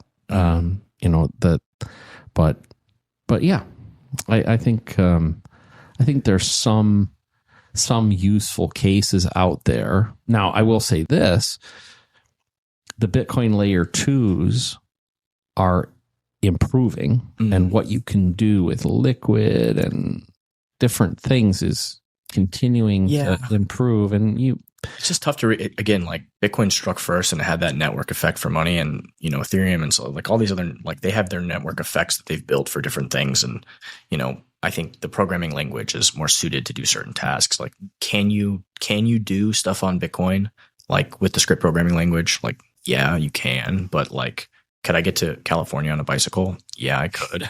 Or could I take a car or an airplane? Right? It's like, there's always these trade-offs. So I think, there's trade-offs where Bitcoin to me is this digital gold, this global money. Like that is its use case. That is its, and that is very fucking important. Well, amen to that. And, that's why, as a guy that has limited bandwidth and,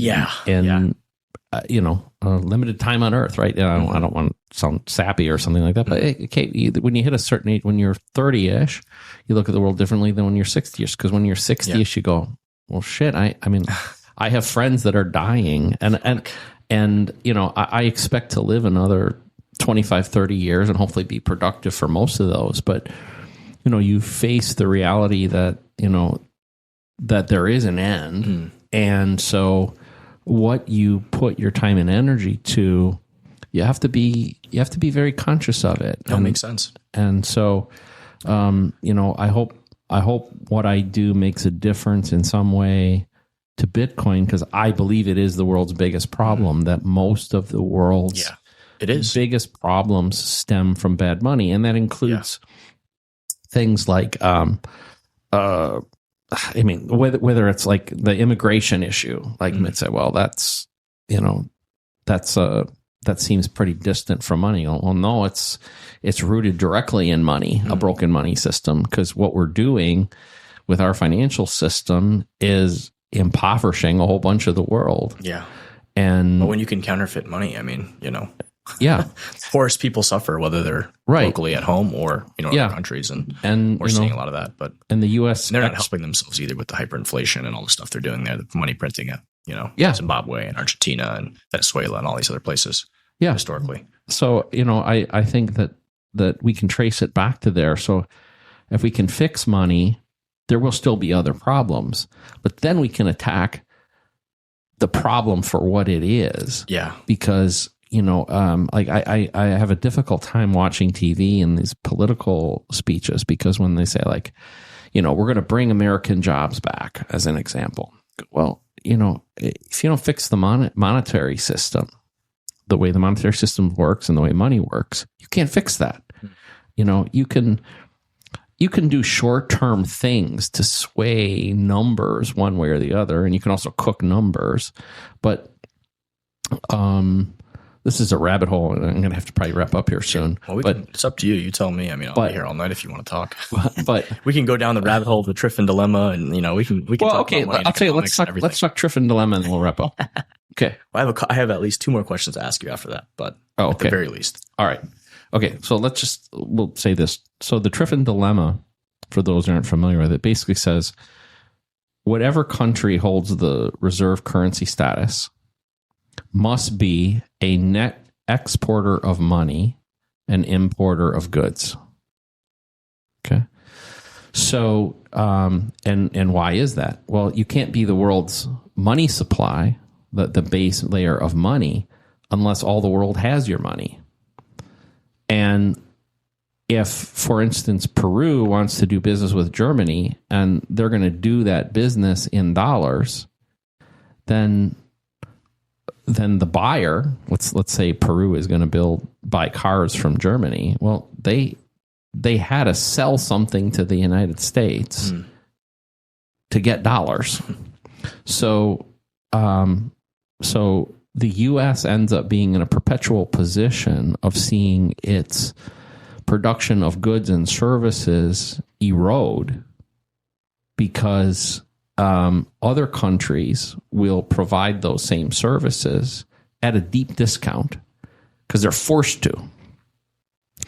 So you can't long-term fix manufacturing, whether that's cars or textiles or whatever, until the U.S. is not the global reserve currency. This is like counterintuitive. Like the best thing for the U.S. is to not be the global reserve currency because then it can actually flex its muscles and become a producer again and a fair playing field. But until this changes, other key countries will have weak currencies and we will have strong currencies, and they will be net importers of goods and we will be a net exporter of money. It's hard to know who actually wins here, because there's pros and there's cons to all of it, right? To each side. It's an interesting dilemma. Yeah. Recently, you've been relating Bitcoin miners' experience during price drops to the hell described in Dante's Inferno. What inspired you to come up with that analogy? I love that because it's so true. All right. Well, being a miner is not for the faint-hearted. Can say that again. And we can bask in some great times, like the period a couple months around the halving was really, really good. But we are subject to the whims of external forces that we don't control, for the good or the bad. And essentially, you can decide what determines whether or not a miner is successful or not is largely dependent on 3 things that we don't control: the price of Bitcoin, the global hash rate, and the fee market. So all at least our revenue is 100% dependent on those 3 factors. We can do certain things to control our cost structure, but what happens on the top line, it's not like we were talking about different products. When I was at Gateway, if I designed better laptops, I could steal market share from Dell. I could potentially even grow the market for laptops by taking people who weren't otherwise going to buy a laptop and say, that one's so freaking cool, I'm going to buy one, right?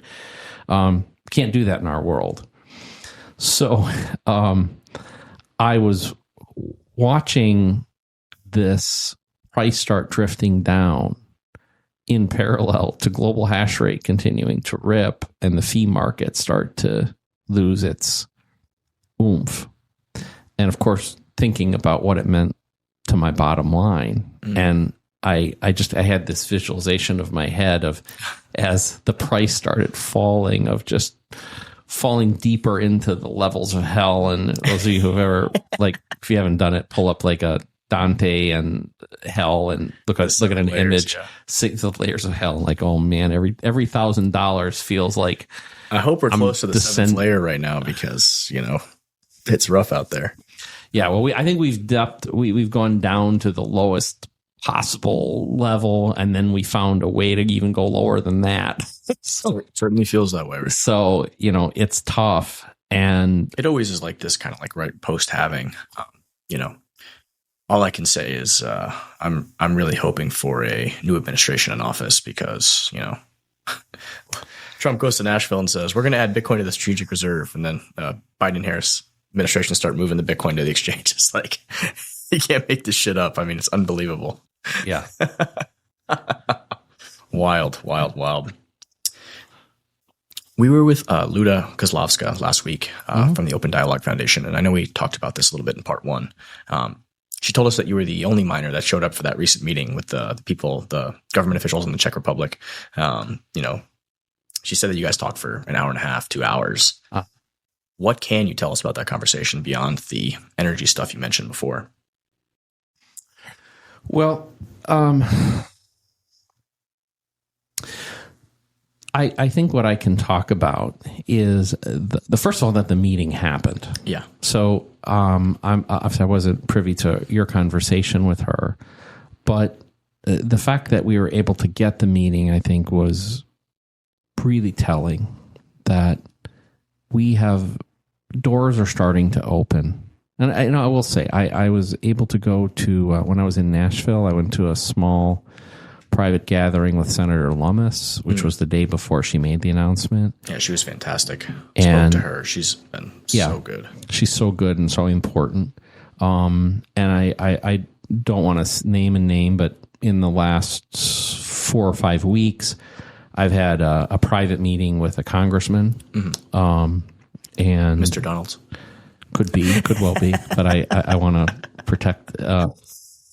And what it tells me is that they now look at what we do in Bitcoin, in energy, in all of these as something they have to be in touch with, and they are, at least that group is not fighting. They understand that there's a voting bloc. I think first and foremost, I think they understand there's a voting bloc that cares about this stuff, number one. Number two, they're starting to grasp some of the strategic issues that now we talked about block space. They aren't at that level yet, like of understanding control of block space as existential. The software stuff, you mean? Yeah, and even beyond that. I mean, they must have known something they banned Jason's book, and that was crazy. Yeah, I think that might be, I'm purely speculating. I think that might be coming more out of the DOD than out of anything else, and who knows. But, some of the guys at the DOD, and I don't know Jason, but I've read his work and followed him a little bit. I think that they might get it. Like, there's probably some people within the DOD when they look at, like they do, we talk about game theory and all this planning. Well, there are groups there that they do a lot of that. Well, I'm trying to understand this. Like, then why are they allowing the government to just take this, massive strategic stockpile of Bitcoin that they have and just go to the market and sell it? I mean, shouldn't they be? I think what we're finding is, for instance, the DOD probably does get that there's a strategic importance. Yeah. The Department of Treasury, Department of Energy, those are two organizations led by, I'm going to use the term one, I won't attribute it to a specific one, acolytes of Bernie Sanders and Elizabeth Warren. Yeah. Okay. Those two sections of the government are completely infiltrated by far left crypto haters, Bitcoin haters. And they are doing so under the auspices of classic attacks, like it's bad for the environment and it's the fodder of criminals. Such ignorance. But their audience that they pander to buys this shit. And so now getting back to the meeting in Czech with Ludmila and, the group there, we fought a little. I should say fought a little of that. So we got a receptive ear, but that congressman did ask some of those same things. Yeah. And we talked about energy. We talked about financial independence. The reason that I told you like the story about the troops rolling through this guy's hometown when he was a young boy was about the sovereignty and property rights that he got, like that resonated with him, like, hey, that he needed to protect Czech citizens. And while he didn't say it, I think he implied it, like, they're only a few hundred miles away from the Russian front. In his lifetime, he was under Soviet rule. So, those things resonate with those people, and they get that Bitcoin has a value proposition. He does. Has a value proposition that goes beyond whatever price it is. Yeah. That's been the toughest thing at like these meetups when I deal with people that are just, they were born and raised in the US and, they like the idea that it's like this digital gold, but to really understand, and Alex Gladstein has a book like Check Your Financial Privilege, right? Yep. Like I've noticed this, like it's such an easier conversation when it's like I've got South American or Hispanic immigrants coming to the meetup, or like people that are like absolutely been in hyperinflating, like had hyperinflation or seen it in their family, like witnessed the effects. Venezuelans, right? Argentinians, people from South America, etc. Like they get it instantly. It's like, oh my God. Yeah. Like, yeah. Well, we're here in South Florida, and occasionally I'll go speak at a small group or something like that of non-Bitcoiners, by the way. But they'll say, hey, can you come in and tell us about this thing? And I usually open the conversation by saying, what I'm about to tell you is going to be harder for you to grasp and understand than almost any other group. I like that. And I say it's not because you guys aren't smart. It's because the financial system, the global financial system, is tremendously broken, but it didn't hurt you. And I'll say this conversation would be a lot easier, kind of saying something similar. Conversation would be a lot easier if you were a guy selling the ice cream in Bolivia, or you were a carpet weaver in Kenya, than it would be sitting, here in Naples, Florida. It's going to be really hard for them. No, I had in my personal life, I didn't grow up in a poor background, but I certainly wasn't rich. I was probably lower middle class to middle class. My parents worked hard. Neither had graduated college, but I had some level of, on a global basis, a pretty privileged position, or blessed position, probably a better way to put it. My wife, Lola, who you've met, she's born and raised in the Philippines. She was born in 1970. And in 1970 in the Philippines, Philippines was ruled by a dictator named Marcos. And I think it was the year she was born, when she was an infant, company went under martial law.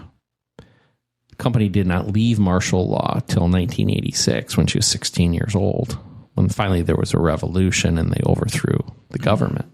But she spent her entire childhood and, formative years living under martial law. And what did that mean? That means like Constitution suspended, people just disappeared. That's crazy. No trials.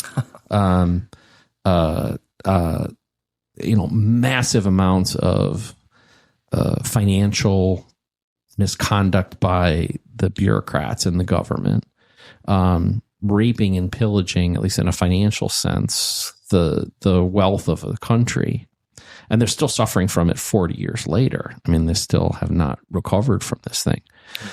So it helped me, having obviously knowing her and then spending time there and being in that environment, I got a chance to have more of this firsthand kind of view of what is it like in the second and third world? What is it like living under a dictator? Like you said, the Gladstein book, and what he does with the Human Rights Foundation, what the open dialogue people do. It resonates with me. And Ludmilla, for instance, she was persecuted And I'm sure she probably told you the story. Well, we're going to have her back here in a couple of days too, so I really hope you can come back and be a part of this roundtable discussion. Yeah, I will do my very best. If I'm available, I will absolutely do it. And same with Mr. Donald. I'm hoping to get Byron on here soon too. So okay, do some kind of roundtable with that as well. That would be fun. That's in the works. It's in the works. Yeah, trying to make it happen. All right. I've got one last question. Okay. I've got 100 questions left, but let's do this one. Given your unique perspective spanning multiple tech revolutions, what advice would you give to young people looking to get involved in the Bitcoin space today? Wow. Okay.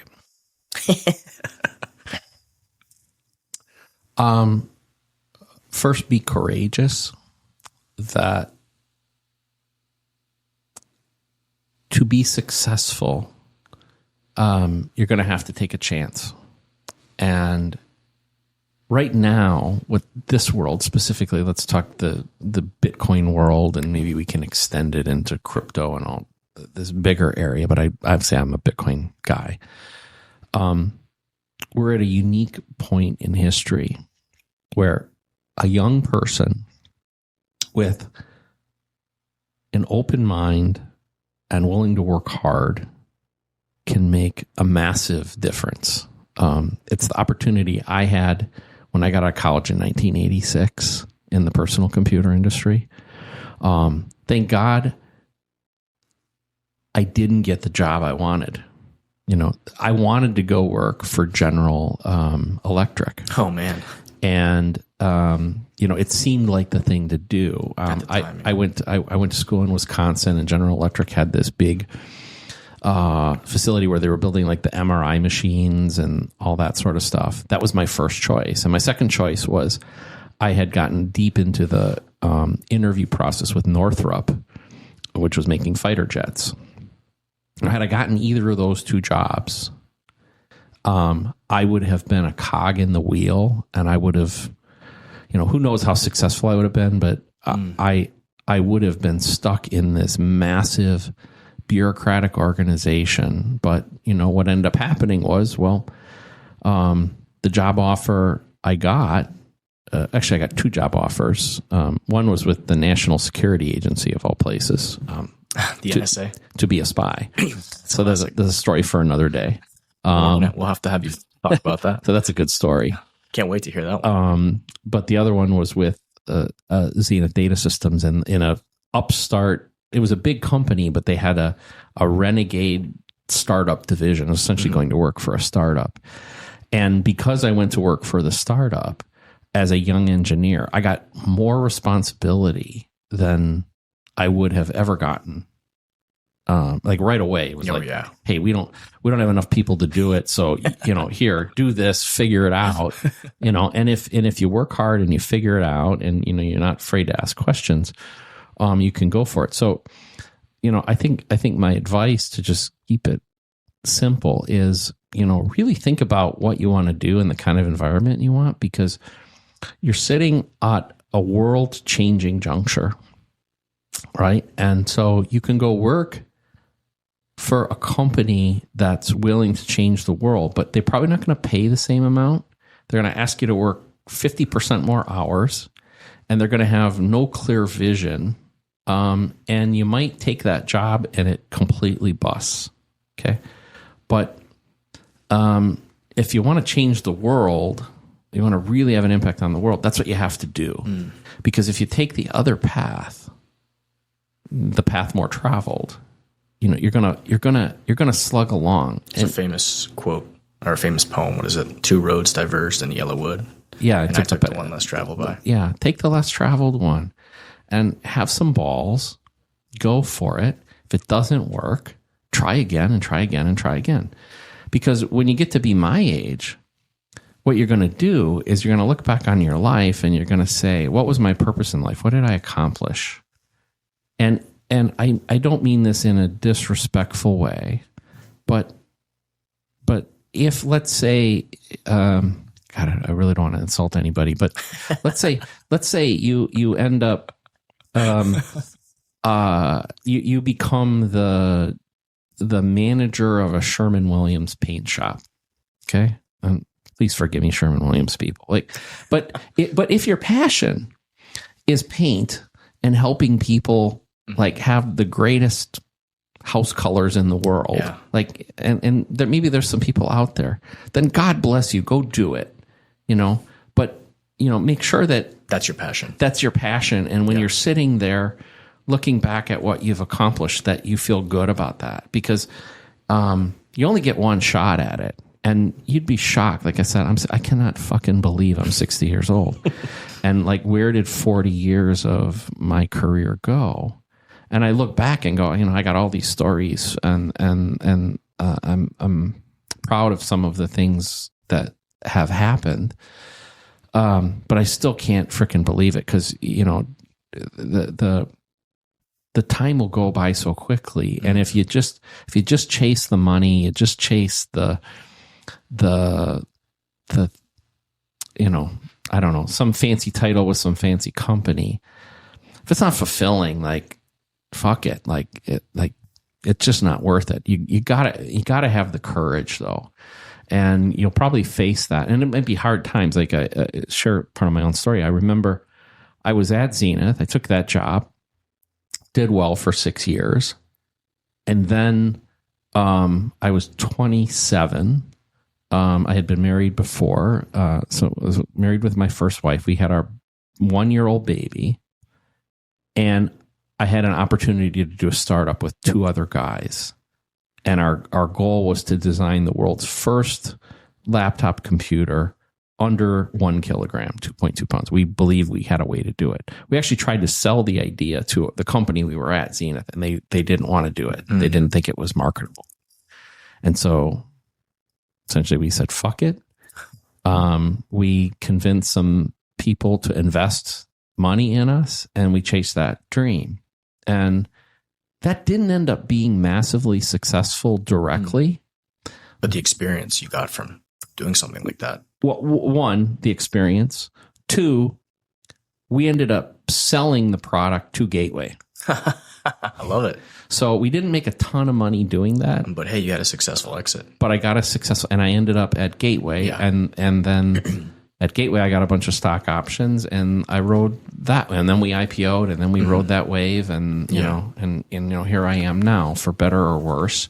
Not all roses and rainbows and butterflies on the path up. There were plenty of setbacks and plenty of bad things, but I've never chased money. I'd say, money's a great motivator, but I would highly recommend never chasing money for money's sake. It's a really dangerous path. It's not fulfilling. Very little happiness comes from money. You could say that some of the darkest days in my life were in periods when I made the very most money. They're not. You cannot conflate the two things together. But some of the happiest, most fulfilling times ended up being the times when sometimes I thought I was struggling for a while, and then out of that, because I got through the struggle and then something successful came out of it, that was really, really satisfying. So for our listeners who want to learn more about your work or keep up with your insights in the Bitcoin space, what's the best way for them to connect with you, follow your projects? Okay, well, I'm pretty active on Twitter. That's kind of my main social media thing, at boomer_BTC. I have a YouTube channel where I do a little, however long this rant was, if this wasn't enough for you, you can check out on YouTube Old Man Yells, and I've got several shows there. And then Barefoot Mining is barefootmining.com. Bob Burnett, it's been a fascinating conversation. Thank you, Matty.